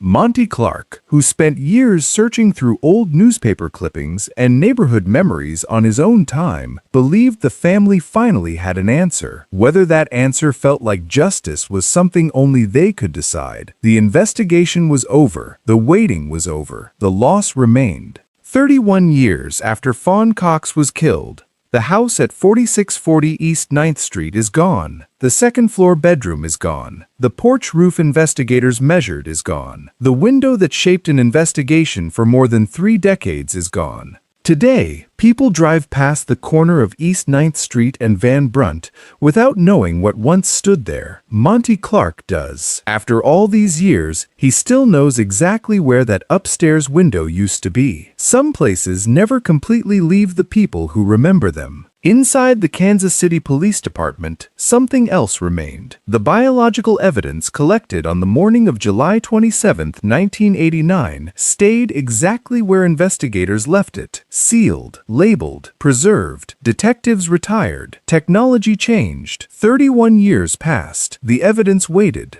Long before anyone knew how to identify the person who left it behind, someone made sure it would still be there when the science finally caught up. That quiet decision made everything that followed possible. The investigation reached its answer. Fawn's family finally learned who had taken their daughter. There was no trial. There was no sentence, only the truth, arriving 31 years later than anyone had hoped. Fawn Marie Cox is buried at Mount Washington Cemetery in Independence, Missouri. Her headstone carries a name, 2 dates. Everything that should have happened between them exists only in the memories of the people who loved her. After everything you've heard, what surprised you the most about this case? The failed investigation, the 31-year wait, or the fact that the killer was part of the family all along? I'd love to hear your thoughts in the comments. If you enjoyed this documentary, leave a like, share it with someone who enjoys well-researched true crime, and subscribe for more investigations like this. If you're ready for another case, click the video on your screen. I'll see you there. 2 girls wake up on the second day of spring vacation. No plans. Nowhere to be. Their brothers head to the basketball courts. The sisters want the mall, 1.5 miles away. Close enough to walk. Safe enough that their mother doesn't think twice. She hands them $2 each. Pizza money. Maybe a record. Be home by 4. That's the whole agreement. 4 o'clock comes. The door stays empty. By 5:45, their mother starts dinner. By 7, she calls the police. Somewhere between a pizza counter a mile from home and a front door they never reached, 2 sisters, 10 and 12 years old, vanished on a Tuesday afternoon. From a shopping center full of people. From a crowd that would later tell investigators they hadn't noticed anything at all. No struggle, no speeding car, nothing that made anyone turn around. By morning, 400 volunteers were searching a square mile of suburban Maryland. The case wouldn't close for 42 years. And when it did, it still wasn't finished. Their names were Sheila and Catherine Lyon. Sheila was 12, 5 days from 13, gold wire-rimmed glasses. The responsible one, the sister who walked half a step ahead, counted heads, made sure Catherine crossed at the corner. Catherine was 10. 4 days from 11, she went by Kate, outgoing where Sheila was careful. Around her neck, a strand of baby beads spelling her name. Black letters on white beads, orange beads between them. The kind of cheap, beloved jewelry a child picks out herself and refuses to take off for anyone. They had 2 brothers. Their father, John Lyon, broadcast on Wumal AM, a voice the entire Washington region recognized without knowing his face. Warm, unhurried, the kind of voice that made strangers in their cars feel like they knew him personally.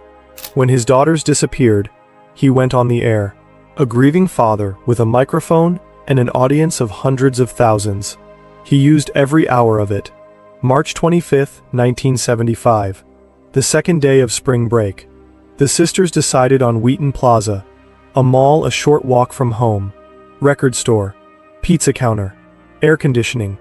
All of it is reachable on foot. All of it is considered, by every parent on the street, perfectly safe. Their mother suggested they stop for pizza on the way. Catherine made a joke about the price, 45 cents a slice. an outrage by the standards of a 10-year-old's allowance. They left with $2 each and a 4 o'clock curfew. In March of 1975, two girls walking a mile and a half to a shopping center alone was not a parenting decision. It was the default.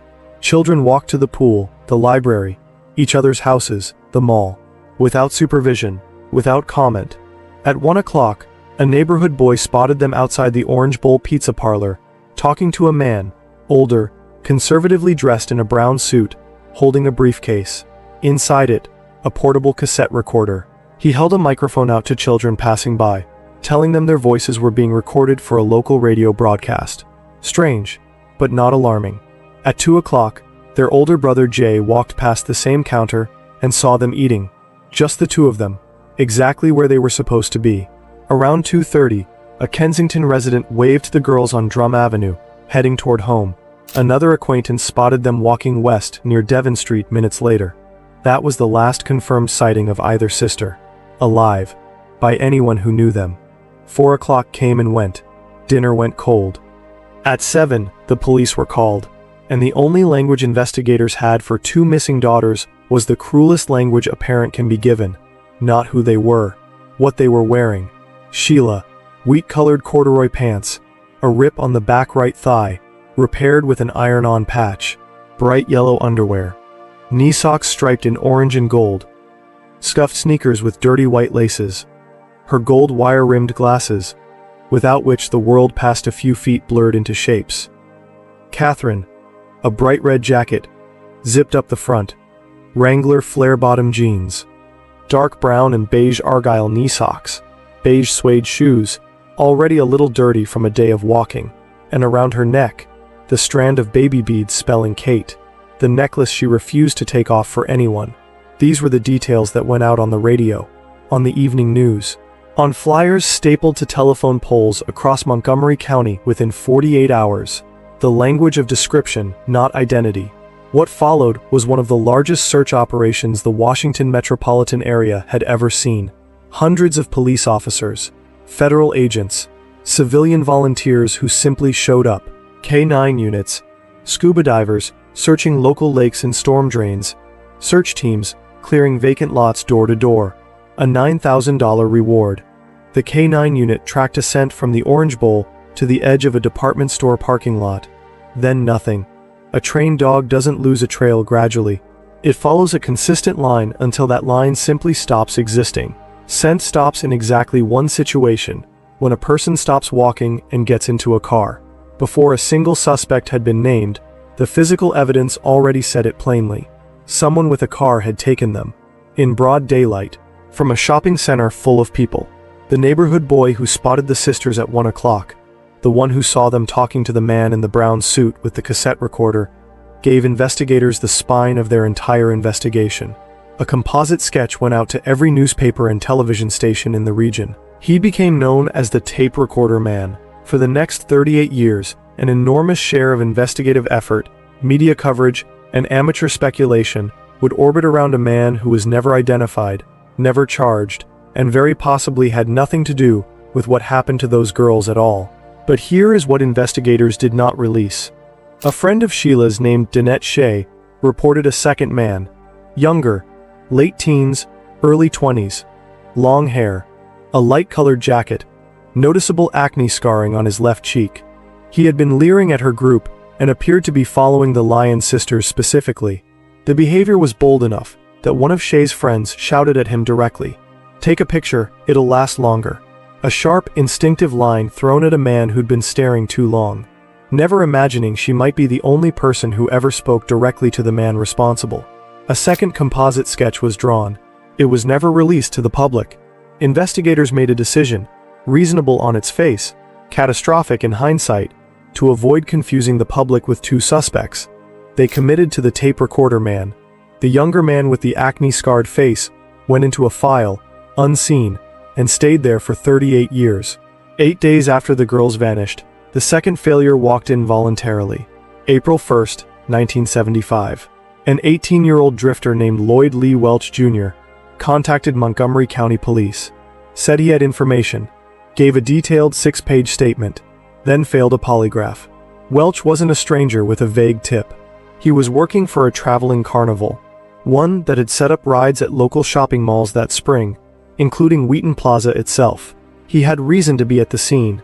He placed himself there in his own words, and he couldn't pass the most basic credibility test investigators had available. Every single one of those facts was a reason to look closer. Instead, detectives looked at an 18-year-old carnival worker with a transient history and made their call: drug-addled opportunist, chasing a reward. He walked out of the station. His statement was filed, unread again for 38 years. 3 days later, April 4, an anonymous caller contacted the Lyon family demanding $10,000 to be left in a restroom at the Annapolis courthouse.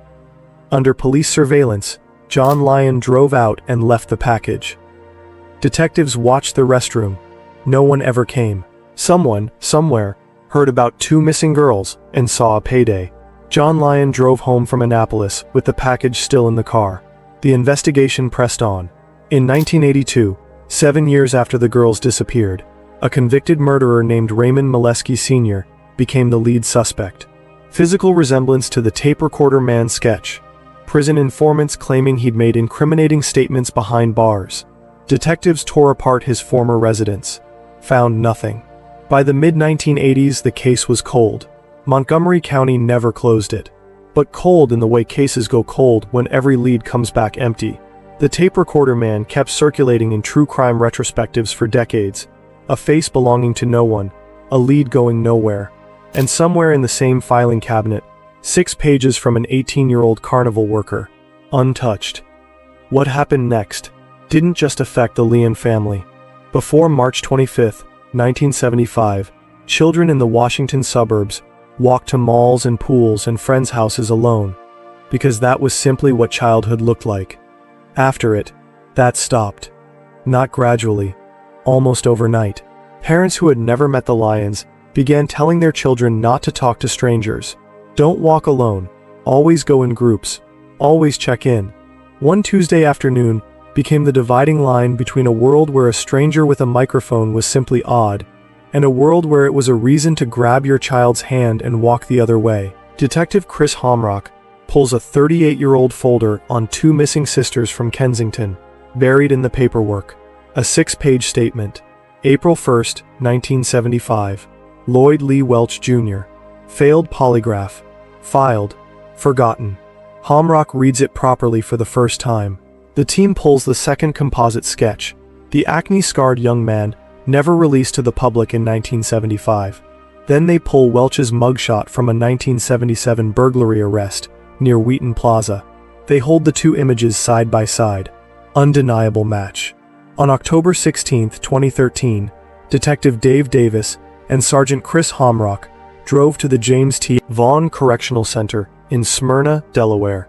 Welch is in his late 50s, nearing the end of a 29-year sentence for child sexual abuse.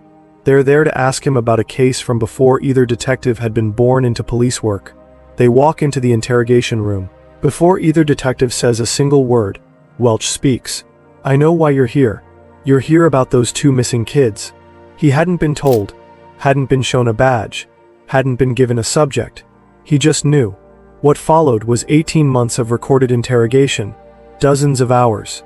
Welch's account shifted again and again, each version slightly closer to the truth than the last. Each one offered only when the previous lie had become impossible to sustain. Phase 1. October 2013.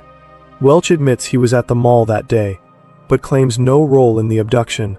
He says he saw a man forcing 2 crying girls into the trunk of a car. Shown photographs of the original 1975 suspect pool, he points to Raymond Molesky Sr., the same man cleared in 1982, and says Molesky raped and burned the girls. It doesn't hold up. The timeline has holes. Detectives press. Phase 2. Later that year, Welch changes course. Now he admits he left the mall with the sisters himself, but insists they ended up in Molesky's basement, where he claims to have watched through a window as Molesky and 2 other men drugged, assaulted, and killed them. He says he ran when he heard a girl scream, still inconsistent, still missing the physical details a real witness would carry. Phase 3. 2014. Under sustained questioning, Welch withdraws the accusation against Molesky entirely. Now he turns on his own family. He tells detectives he lured the girls toward a car, drove them roughly 200 miles southwest, to property his family owned in Bedford County, Virginia, on a remote stretch of land called Taylor's Mountain, and that his uncle, Richard Welch Sr., was the one who sexually assaulted and killed them. Welch maintains, through every version, that he was only a driver, a bystander, never the one who made the final decision. But by his own account, he lured 2 children away from their family, transported them across state lines, helped dispose of what came after. The law would decide that was enough. What gave the family account weight wasn't Welch's word alone. His cousin, Henry Parker, told investigators that in late March 1975, Welch arrived at the Taylor's Mountain property carrying 2 large duffel bags, stained red, heavy, giving off a powerful, unmistakable smell, the smell of something decaying. Parker admitted he helped carry those bags to an outdoor fire and throw them in. Neighbors on the mountain recalled, decades later, a fire that burned for days that spring, and an odor none of them had a name for at the time. Some described it plainly as the smell of burning flesh.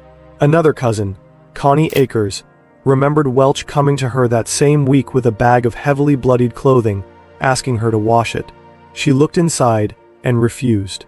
In September 2014, Montgomery County detectives formally requested help from Virginia authorities. The operation was named Operation Worthy Cause. By January 2015, a joint task force moved onto Taylor's Mountain. The FBI's Evidence Recovery Team, the Virginia State Police, the Montgomery County Police Department, the Bedford County Sheriff's Office. Ground-penetrating radar mapped disturbed soil across the terrain. Cadaver dogs swept the property. The dogs alerted. Not near the family's known marked cemetery. Somewhere else. Somewhere unaccounted for. Heavy equipment cleared the topsoil. Technicians sifted, by hand, through tons of soil and ash. They recovered bone fragments.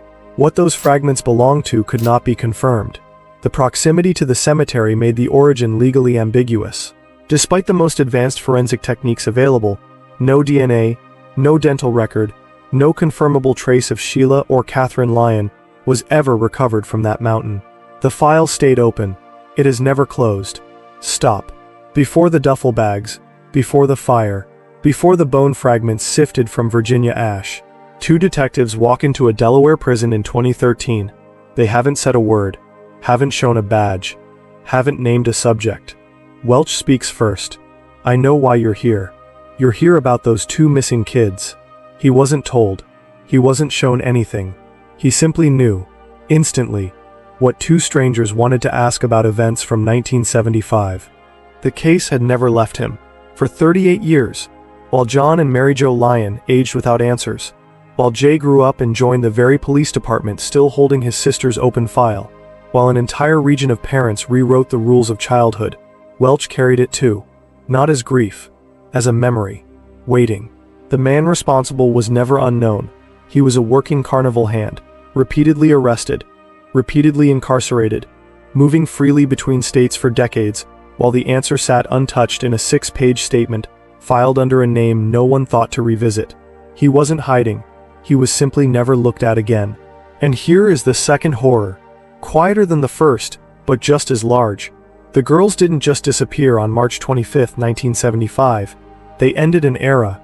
Every parent in the Washington area who told their child not to walk alone, not to talk to strangers, not to go to the mall without an adult, was responding to Sheila and Catherine. Not abstractly, directly.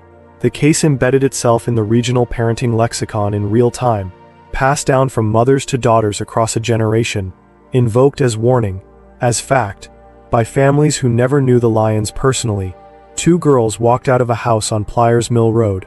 Childhood in the Washington suburbs never fully came back. September 12, 2017. Lloyd Lee Welch Jr. stands in a Bedford County courtroom and pleads guilty to 2 counts of first-degree felony murder. Under Virginia law, that plea didn't require prosecutors to prove he personally killed Sheila or Catherine Lyon, only that a death occurred during an abduction carried out with intent to defile. It was the legal mechanism that let a case built on confession and circumstance, not physical proof, reach a conviction.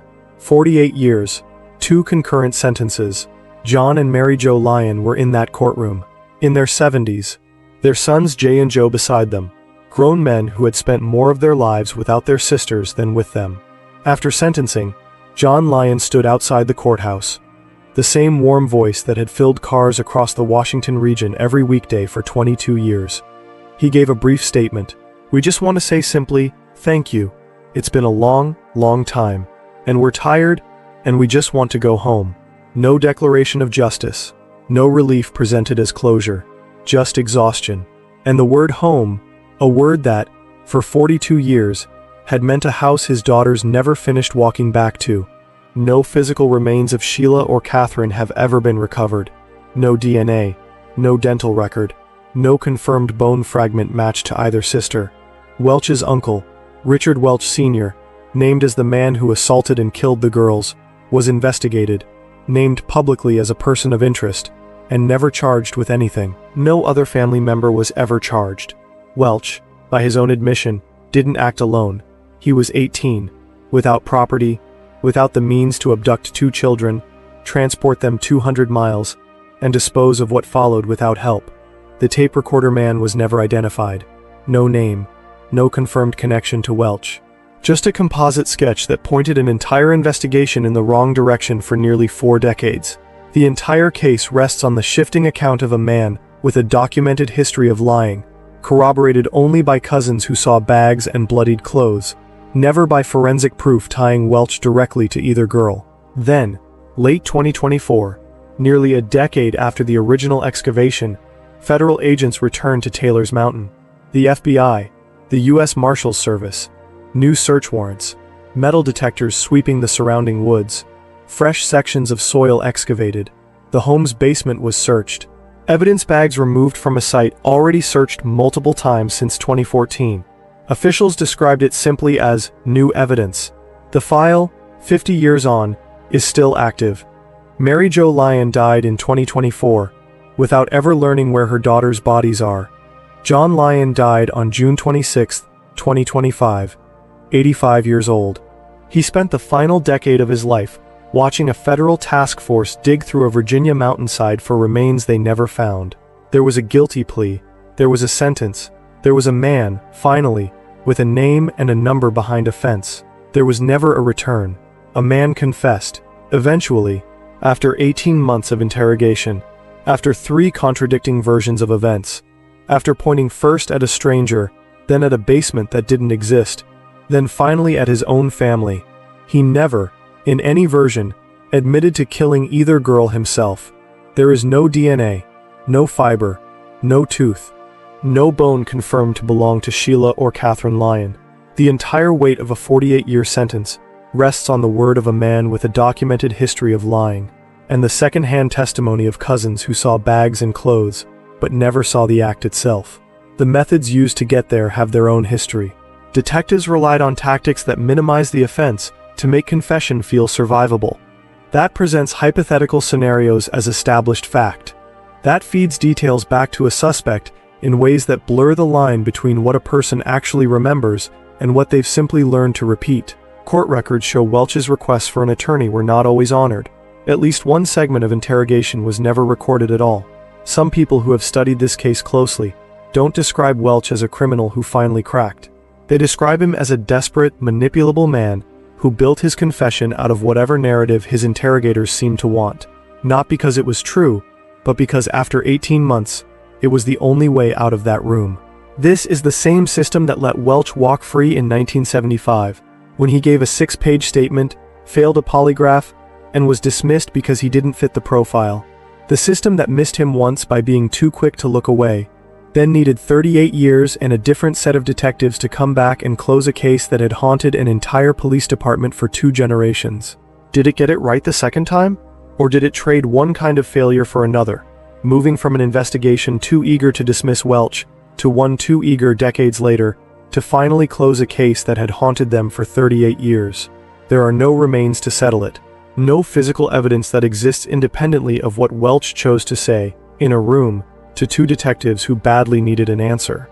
John Lyon spent 22 years on the radio, his voice in cars and kitchens across an entire region, recognized by strangers who never knew the worst thing that had ever happened to him. When his slot disappeared in 1990, he spent the next 20 years as a victim assistance advocate for Montgomery County, sitting across from other families living through their own version of what had happened to him, using the worst thing he ever survived to make it slightly more survivable for someone else. He died on June 26, 2025, 85 years old. Mary Jo had gone the year before. Neither of them ever got their daughters back. Somewhere on a mountain in Bedford County, Virginia, under 50 years of soil and ash and forest growth, whatever remains of Sheila and Catherine Lyon may still be there, or maybe not. Federal agents went back in late 2024 with new warrants and new equipment. As of this telling, they are still looking. The Lyon family asked one thing of anyone moved by this story: that whatever you can give goes toward the National Center for Missing and Exploited Children. Because somewhere, right now, another family is living through the first week of not knowing. The Lyons spent 50 years inside that week. They never stopped asking the search to continue for other people's children, even after they ran out of road to walk for their own. The 4 o'clock curfew passed once, on a Tuesday in March. It never really ended. If you found this video interesting and would like to help get it noticed by the algorithm, hit the like button and subscribe to our channel. Another way you can help is by checking out another one of our videos like this one. Thank you for watching, and be sure to click the video on your screen now for another fascinating cold case investigation.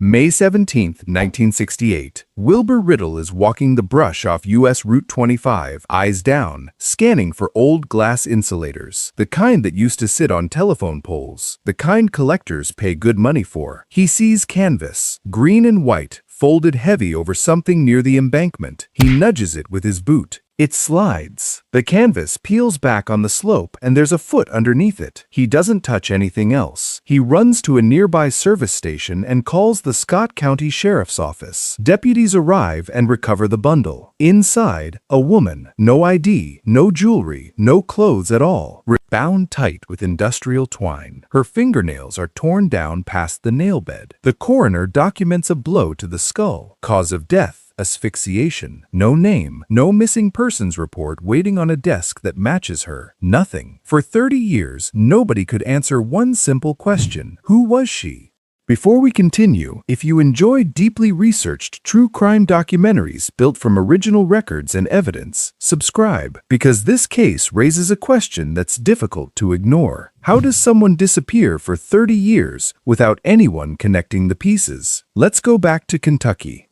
A composite sketch goes out to newspapers across the state, an artist's best attempt at a face that decomposition had already taken away. 5'1", reddish-brown hair, a gap between her front teeth. Somewhere, a mother sees it. She picks up the phone. Her daughter has been gone for months. 15 years old. The description is close enough that it stops being a maybe. A detective pulls the file, lays it next to the sketch, starts making calls to arrange a transfer, a body finally going home, a family finally allowed to bury someone instead of waiting on them. Then a phone rings in another county. The missing girl is alive. She ran off with her boyfriend. She's sitting in a police station 3 states over, confused about why anyone thinks she's dead. The file closes. The board stays exactly the way it was. Somewhere in Kentucky, a woman who actually is missing stays missing. The deputy coroner tries a different approach. Science instead of a phone tip. He studies the body, measures the decomposition, writes down one number: late April, early May, 1968. Weeks old, not months. It's the kind of number an investigation can be built around. It's wrong. The body spent a Kentucky winter exposed to freezing temperatures before anyone found it. Cold slows everything down. Nobody accounted for that. The medical examiner writes down a second number: 16 to 19 years old. She was 24. A detective flips through a stack of files. Missing teenage girls. One folder, another.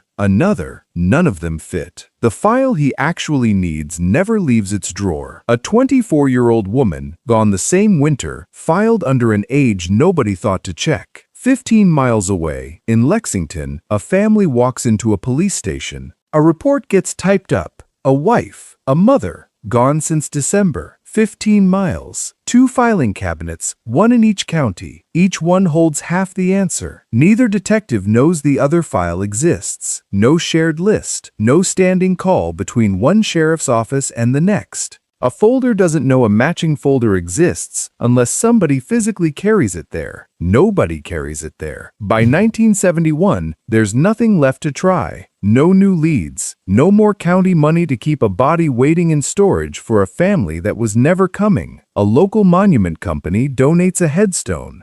Someone carves what's left to carve, an estimated age, an estimated date, a sketch of a face that isn't quite hers. The stone goes into the ground at Georgetown Cemetery. Grass, a quiet section of the cemetery, a small crowd, mostly strangers who came because somebody should. The stone settles into place. No name on it. Just measurements, a guess at a birthday, a face drawn by a man who never met her. The investigation had nowhere left to go. If the people trained to solve murders couldn't give her back her name, who finally did? She never left the house without fixing her nails first. Even on the days she came home smelling like a diner kitchen, feet aching from a double shift, she'd sit at the edge of the bed and take care of them anyway. A small thing. The kind of small thing a person keeps doing because it's still theirs to control. A photograph survives from around this time. A young woman, gap-toothed smile, a baby balanced on one hip. A toddler tugs at her sleeve. She laughs, loud, quick, the kind of laugh that fills a small kitchen. Someone who knew her back then still remembers that laugh, decades later, before they remember much else. She adjusts a blanket, bare feet against the linoleum, waitress uniform still on from her shift. There's an old photograph, too, from years before any of this. A young girl standing beside a house that isn't the one she grew up finishing her childhood in. Behind her, water reaches almost to the porch steps. A flood took her father and a brother that year. Afterward, 6 children, a mother who couldn't hold on to all of them, a single suitcase, a new house in a new town that belonged to somebody else's family, not hers. She wanted, more than most people ever have to say out loud, somewhere that was actually hers. A wedding photograph, a carnival worker, a route that moved town to town, season to season. Not exactly the stillness she'd pictured, but it was hers. 3 children come fast after that. A boy, a girl. Then, in the spring of 1967, another daughter, born in a town the family had only just landed in, Lexington, Kentucky. She waitresses double shifts. Feet aching, an 8-month-old at home along with the older 2. She writes letters back to Illinois. Not often, but she writes them. Then the letters slow down. A sister writes back. No response. Another letter. Nothing. Someone remarks it's been a while since anyone's heard from her. Someone else says she's probably just busy. 3 kids, a waitressing job, a husband whose work never keeps him in one place long. The house in Lexington gets quieter in ways nobody back home can quite see from a distance. Fewer visits. Fewer trips into town as a family. Whatever is happening behind that door isn't happening in front of anyone who'd notice. December comes. Kentucky turns cold. The sky low and gray the way it gets before a hard winter sets in. Then, one day, she was gone. What happened inside that house? Halloween night, 1987. 17-year-old Todd Matthews is sitting on a front porch listening to ghost stories. His girlfriend's name is Lori Riddle. Her father digs wells for a living. She tells a story about him, 19 years earlier, walking a stretch of highway hunting old glass insulators, finding a body wrapped in canvas. For everyone else at the table, that's where it ends. A good story for October, forgotten by November. Todd Matthews doesn't forget it. A factory floor, grease on his hands, a time clock, a paycheck built for rent and groceries, not much beyond it. He visits the grave once, then he goes back. He starts asking Wilbur Riddle questions. Where exactly he was standing, what the canvas looked like sliding down the slope. Details a well digger probably assumed nobody would ask about twice. He buys one true crime magazine, looking for any mention of an unidentified woman off Route 25. Then, a stack of them. The factory whistle blows. He clocks out. Some evenings, the truck heads toward Georgetown instead of home. Weekend trips start. Gas money spent on drives that don't lead anywhere yet. Newspaper clippings cover the kitchen table. Not a few, all of it. Phone calls to strangers who might remember something from 1968. Years of this. A shift, a drive. A call. Nothing. By the mid-1990s, the kitchen table has disappeared under paper entirely. Clippings, notes, a description he's had memorized for the better part of a decade. 5'1", reddish-brown hair, a gap in her front teeth. He stopped asking what investigators found. He started asking what they never searched for. A microfiche machine hums in a library basement. Todd feeds in another reel. A name stops him mid-scroll. Right region, right age. He writes down everything on the page, finds a phone number, makes the call. The family agrees to meet. He drives out that week. A photograph comes across the table. A woman who could, from a distance, from an old newspaper sketch, be the same person he's been carrying in his head for years. He studies it, compares it against the description. Height, hair, the gap in the teeth. Wrong woman. He goes back to the reels. Weeks later, a phone call leads somewhere new. A sister, gone the same year, same part of the country. He drives across Kentucky to meet the family. They sit at a kitchen table together. He asks about dental records, about height, about anything documented that might match. They send away for the records. He waits. 3 weeks pass before an answer comes back. It isn't her. He drives home with a receipt for gas he didn't have room for in the budget and one more folder for the box. He goes back to Wilbur Riddle, asks him to walk through the discovery again, where he was standing, which direction the bundle rolled.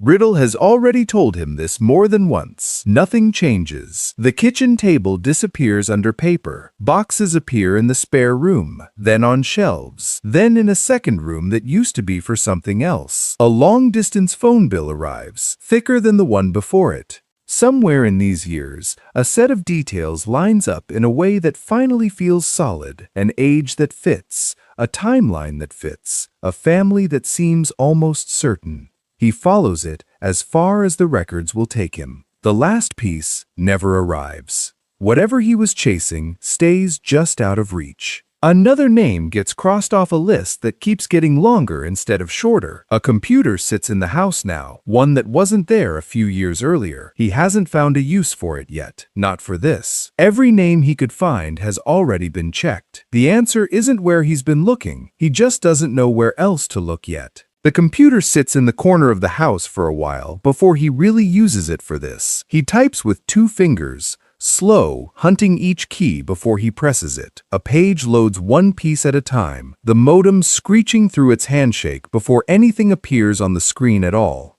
In 1997, he builds a web page, a few photographs, the forensic sketch, the measurements he's had memorized for a decade. He calls it tentgirl.com. He starts spending his nights at the keyboard instead of at the kitchen table. The newspaper clippings are still there, spread out next to the monitor. The old investigation and the new one sharing the same workspace now. He finds message boards where people post about relatives who never came home. He reads one posting, then another. A name, a date, a description that doesn't match. He closes it, opens the next one. Some nights he prints what he finds, stacking the pages beside the keyboard next to everything else he's already collected. County maps, sticky notes, a photograph of a headstone with no name on it. A calendar page turns, then another. He keeps searching. Different boards, different postings. Over weeks, he learns which corners of this new network are worth his time and which are simply more strangers with different stories. End quote. The pile of printed pages grows the way the newspaper clippings once did. January 1998. He's working through postings again. The same routine he's kept up most nights for the better part of a year. Scroll. Read. No match. Scroll again. The screen refreshes. A new posting. A woman writing from Arkansas. He starts reading. He stops. Todd reads the message again. A woman named Rosemary Westbrook, writing from Benton, Arkansas. Looking for a sister. Gone since 1967. Last seen in Lexington, Kentucky. Todd writes back that same night. What follows is an exchange between 2 strangers.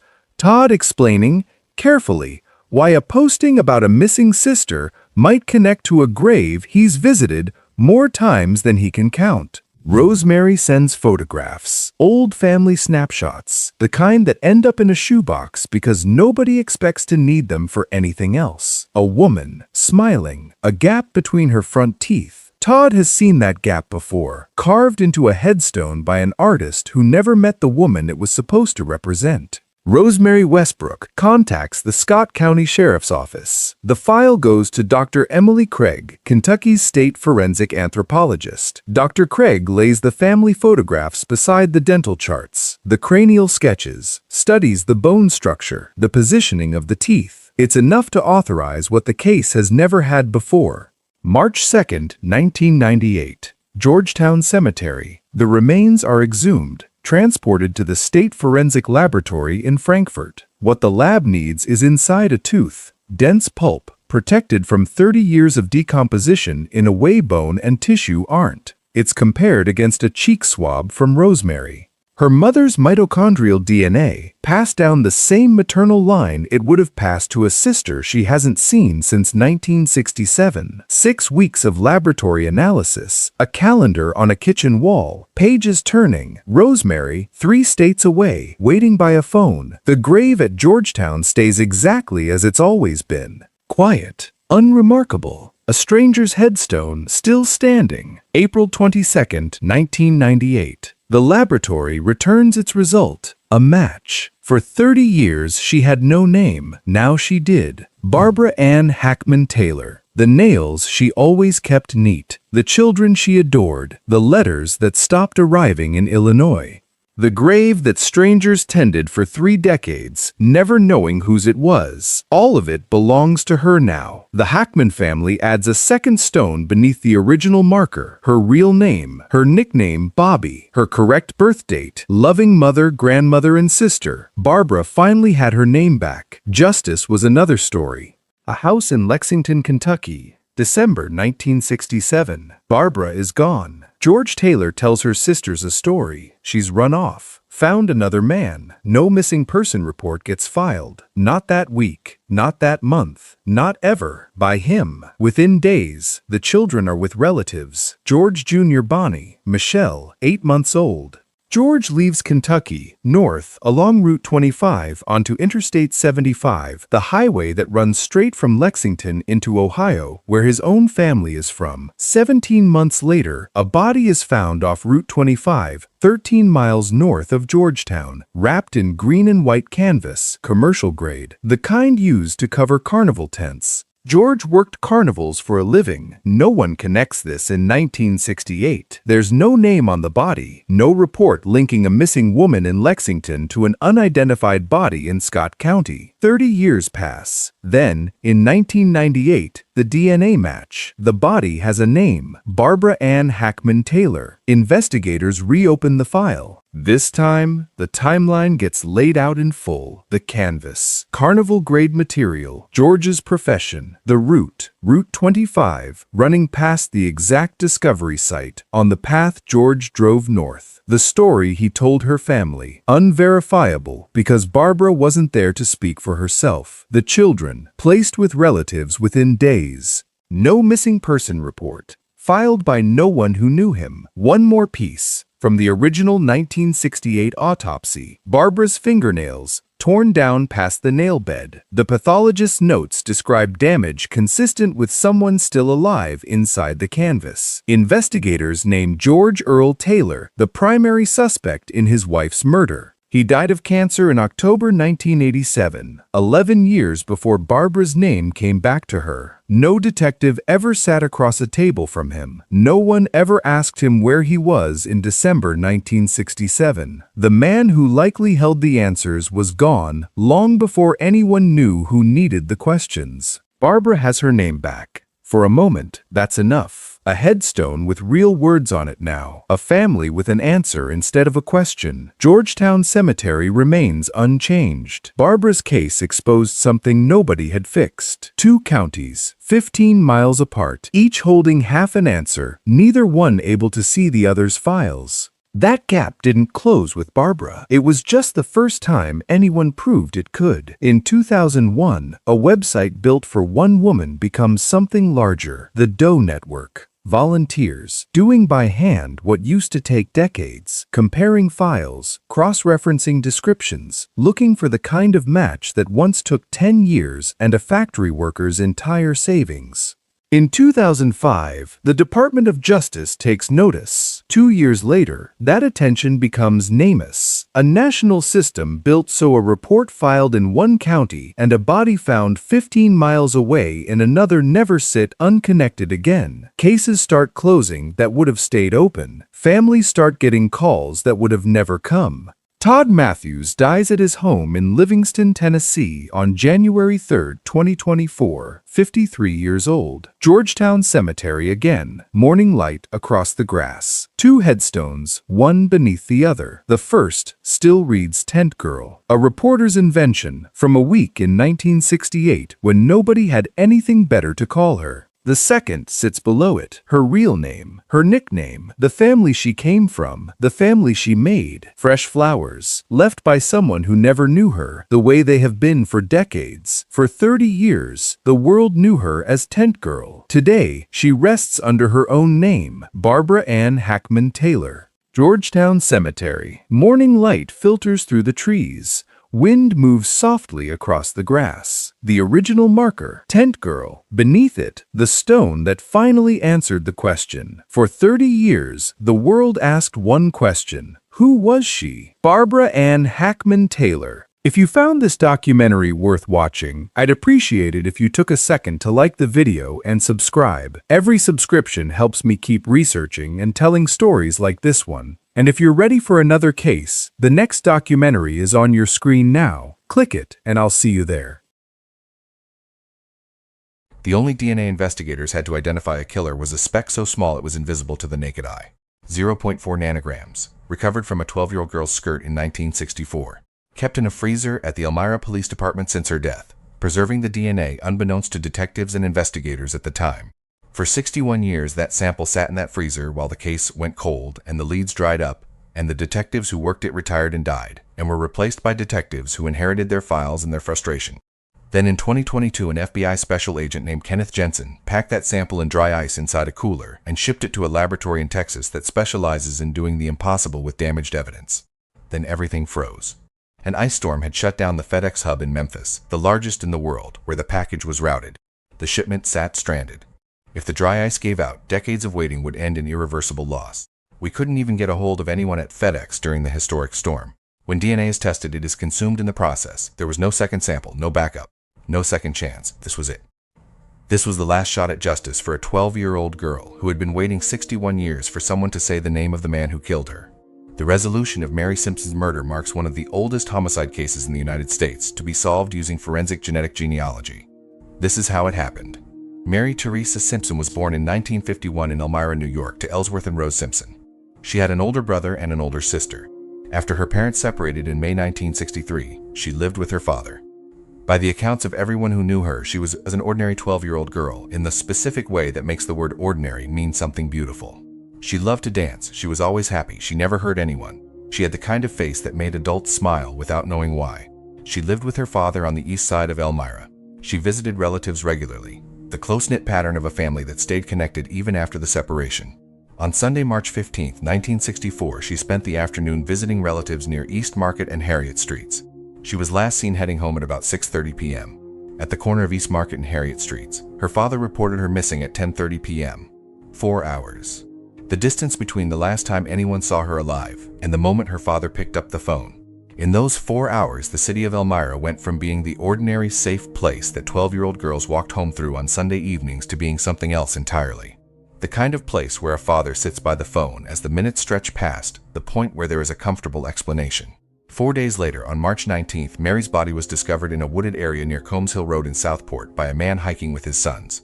Her remains had been partially concealed under debris and large stones. Investigators determined she had been sexually assaulted and strangled, and her mouth had been stuffed with twigs and dirt. Her body was found in a wooded section of Southport under twigs, branches, leaves, dirt, and 4 heavy stones, the largest weighing more than 100 pounds, by a man who was hiking with his 2 sons near Combs Hill Road. Only part of her hand and a sneaker were visible. 7 miles from where she had been standing at 6:30 the previous Sunday evening. Her body was covered with debris and 4 heavy stones, the largest weighing more than 100 pounds. Whoever had done this had not been panicking. This was deliberate. This was someone who stayed long enough to conceal what they had done. The investigation began almost immediately. Detectives across Elmira flooded the area. Officers went door to door, tips started pouring in, witnesses were interviewed for hours. People across the community came forward with anything they thought might help. More than 300 people were questioned, including those as far away as Arizona. The Star-Gazette reported that 7 suspects agreed to take lie detector tests. And still no charges were laid. The reward money was donated to a charity in Mary's name. Occasional anniversary stories appeared in the Star-Gazette, increasing the reward to $5,000. And still nothing despite hundreds of tips being called in. Every lead was followed. Every suspect cleared. The physical evidence was collected and logged and stored. Mary's clothing, the items near the scene, everything a 1964 investigation could document. And then a specific decision was made by detectives who could not have understood its significance. Mary's clothing was placed in a freezer, not evidence storage at room temperature, a freezer. That decision, made by investigators who had no concept of DNA, made in a year when the structure of DNA had only been understood for 11 years, made in a department that was doing everything right without knowing the most important thing they were doing, preserved 0.4 nanograms of biological material that would sit undisturbed for 6 decades. Nobody knew they had just preserved the answer. The investigation eventually went cold. The files were kept, the case stayed open, but without a break it had nowhere to go. And Elmira moved on in the way that cities move on, not forgetting exactly, but absorbing the grief into the daily life of a community that had no other choice. Please go into the comments and tell me where you're watching from. And had you heard of the Mary Teresa Simpson case before today? The case never fully closed in the minds of the people who worked it. Every few years a new detective would pull the files. Every anniversary of her disappearance, the local newspaper would run something. A reminder that she was still out there, that the question was still open, that whoever had covered her body with 4 heavy stones had never been made to answer for it. The reward sat at $5,000 for years. Tips came in, none of them held. In 2036 years later, after Mary's death, the New York State Police Forensic Lab examined her clothing more carefully than had been possible in 1964. Technology had advanced significantly. DNA had been used in criminal prosecution since 1986. The lab found something on Mary's skirt. DNA found from semen on her skirt was entered into a national DNA database, but there were no matches.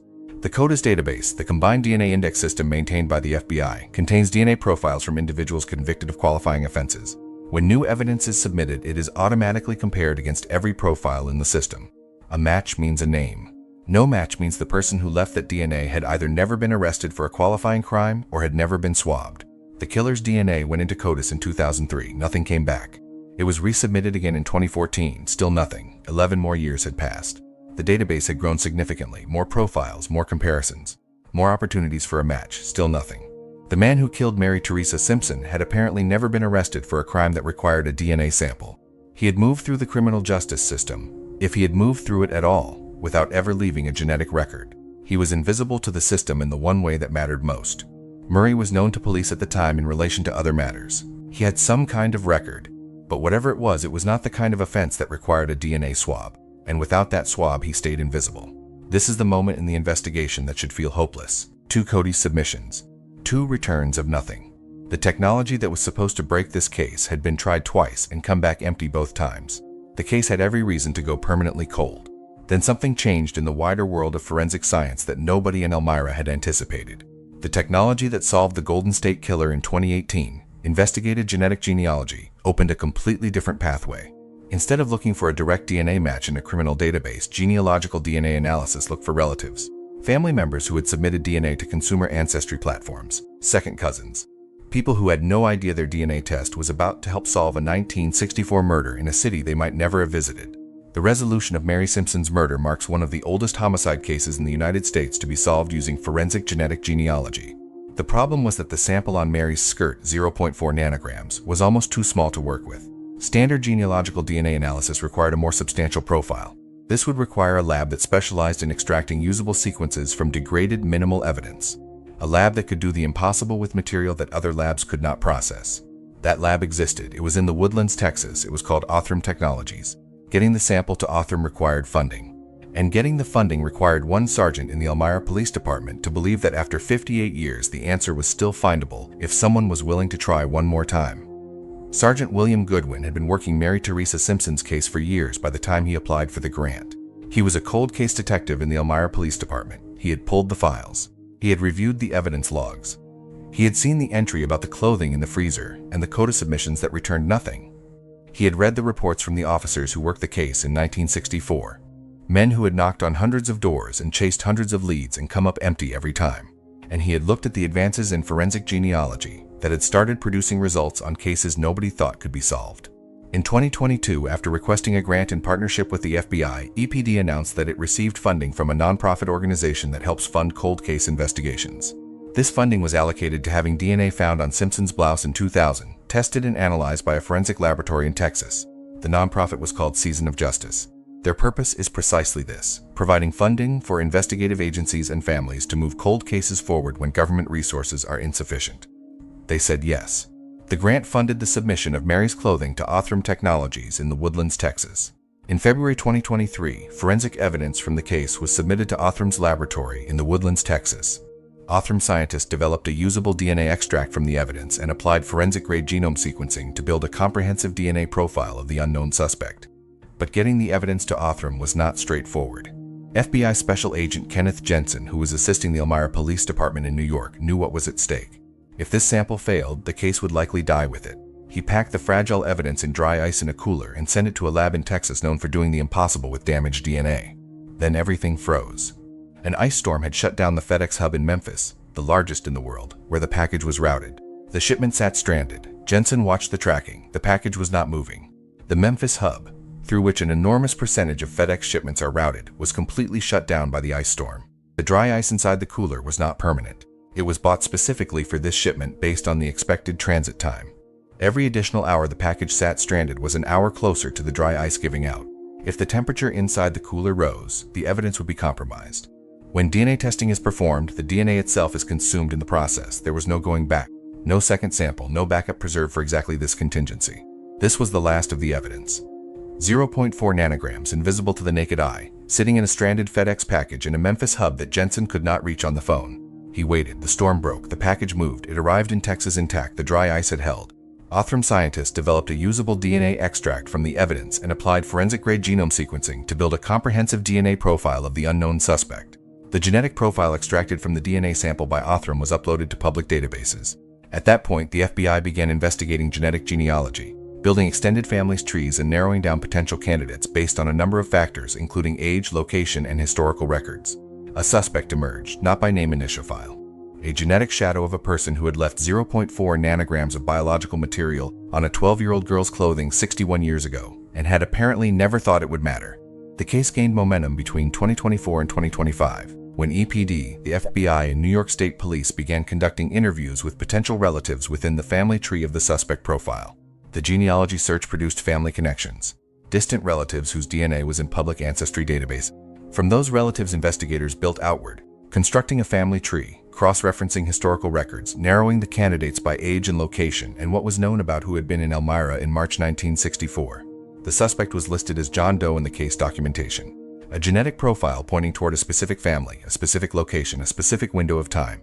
Across 2024 and into 2025, law enforcement conducted further interviews, leading them to a man believed to be a family member of John Doe. That person submitted a buccal DNA sample for further testing. A living family member voluntarily submitted a DNA sample. They did not know what they were contributing to. They cooperated with investigators who explained they were working on a cold case and needed help. The buccal swab took seconds. The result took longer. Testing from the New York State Police Forensic Investigation Center confirmed a paternal relationship to the DNA recovered from Mary Teresa's clothing. The living family member was the biological son of the man who killed Mary Teresa Simpson. That confirmation pointed investigators toward one name, Alfred Murray Jr., was an Elmira resident who died at age 73 in March 2004, almost 40 years to the day after Mary Simpson went missing. Murray was a U.S. Army veteran of the Korean War and was married with several children and grandchildren, according to his obituary. Murray was 32 years old when he allegedly killed 12-year-old Mary Teresa Simpson. He was a Korean War veteran, a husband, a father, a truck driver, a man who had lived an ordinary, visible life in the same city where he had committed the worst act of his existence. He had attended community events. He had grandchildren. His obituary had been written and published in the local paper when he died in 2004. He had been dead for 20 years by the time his name emerged from the genealogy search. He He was not in CODIS. He had never submitted DNA. The hundreds of people interviewed in 1964, he may have been among them. Murray was known to police at the time in relation to other matters, known to police. Living in the same city, never connected, investigators needed one more confirmation. A familial DNA match through a living son was powerful evidence. But there was one more step available, one more confirmation that would close every remaining gap. Murray was buried in Elmira. The genealogy search produced a name. Then it produced a living person willing to submit a DNA sample. Then it produced a grave in Elmira, New York. And then investigators did something that changed everything. They dug him up. In November 2025, investigators exhumed the grave of Alfred Raymond Murray Jr. in Elmira, New York. What they found confirmed something that had been true since March 15, 1964, and ends with a detail about where Murray is buried that nobody at the press conference thought to mention. But the strangest part of this case is where Murray was buried the entire time. A detail almost nobody noticed. Most people think cases like this are random. They're not. The same mistakes, the same warning signs, the same moments of vulnerability appear again and again. That's why I created How to Avoid Becoming a True Crime Story. Because understanding how predators think might help you recognize danger before it's too late. The link is below. And if this video meant something to you, subscribe, share it with someone you love, and help keep these stories alive. After the confirmation of the DNA from the family member in November of 2025, Elmira Police and the District Attorney's Office exhumed the grave of John Doe, with financial assistance thanks to the National Center for Missing and Exploited Children, for testing by a forensic anthropologist from Detroit, Michigan. Biological samples from the exhumation of the body for comparison testing matched the DNA from the sperm found on Mary Teresa Simpson's clothing. They found that the odds of that DNA belonging to another person were less than 1 in 320 billion. On February 10, 2026, members of the Elmira Police Department held a media conference to discuss the developments that led to the closure of the case involving the 1964 murder of Simpson, including the identification of the person found responsible. Elmira Police Sergeant William Goodwin unveiled Alfred Raymond Murray Jr. as the sole suspect in the murder and assault of 12-year-old Mary Teresa Simpson in 1964. According to police, Murray had no known connection to Mary Teresa Simpson or her family. He did not know her. She did not know him. She was walking home from her relative's house on a Sunday evening, and he was a 32-year-old man who encountered her on that route and made a choice that ended her life and went undetected for 61 years. He was never tried. He was never convicted. He died in 2004, almost 40 years to the day after Mary Simpson went missing. March 15, 1964, March 18, 2004, 3 days apart. 6 decades apart, he spent the last 4 decades of his life in Elmira, raised his family there. I had grandchildren there. I attended church there perhaps. Went to the grocery store and the hardware store and lived the ordinary visible life of a man with no significant criminal record in the same mid-sized city where he had hidden a 12-year-old girl under 4 heavy stones in a wooded area and stuffed her mouth with dirt and twigs and walked away. Officials say that the investigation revealed no signs that Murray had any relation to Simpson or her family. He had no reason to know her. He chose her anyway. And then he lived with that choice for 40 years until his heart stopped and he was buried in Elmira. He is still there, in the same city. This is the detail that the press conference did not dwell on. Not the 1 in 320 billion probability. Not the ice storm that nearly destroyed the last evidence. Not the 61 years of waiting. The man who killed Mary Teresa Simpson is buried in Elmira, New York. The same city where she grew up. The same city where her family has lived. The same city where the Elmira Police Department kept her clothing in a freezer for 61 years without knowing what it was preserving. He cannot be prosecuted. He cannot be sentenced. He cannot stand in a courtroom and hear what he did to a family pronounced out loud by a judge. The DA's office confirmed he died before they could bring charges. The case is closed. He is named. He cannot be touched. What the family has is the name and the knowledge that 0.4 nanograms of evidence, invisible to the naked eye, preserved by detectives who had no idea what DNA was, survived 61 years in a freezer and survived an ice storm in Memphis and survived every technical challenge that stood between 1964 and 2026 to say his name out loud. Simpson's clothing was kept in a freezer at the EPD since her death, preserving the DNA unbeknownst to detectives and investigators at the time. That decision, made without any understanding of its significance, is the reason this case was solved. If you have a loved one who is an unsolved homicide victim, ask the investigating agency one question. Was physical evidence preserved and has it been submitted to a genealogical DNA lab, not just CODIS genealogical, using current technology? That question is free. For Mary Teresa Simpson, it took 61 years and an ice storm and 0.4 nanograms of evidence to get the answer. But the answer was always there, in a freezer in Elmira, waiting. Mary Teresa Simpson was 12 years old. She walked home on a Sunday evening in March 1964 and never arrived. Her clothing went into a freezer. 61 years later, that clothing gave her family the name they had been waiting 6 decades to hear. Alfred Raymond Murray Jr. was 32 years old when he killed her. He died in 2004 at 73 years old in the same city where he buried her under 4 heavy stones. He is still there. He never faced a courtroom. What he could not escape was a speck of DNA smaller than anything the naked eye can see, preserved by detectives who had no idea what they were saving, waiting with infinite patience for the world to develop the technology to read it. It waited 61 years. It was worth the wait. Thanks for watching. If you found this video interesting and would like to help get it noticed by the algorithm, hit the like button and subscribe to our channel. Another way you can help is by checking out another one of our videos like this one. Thank you for watching, and be sure to click the video on your screen now for another fascinating cold case investigation.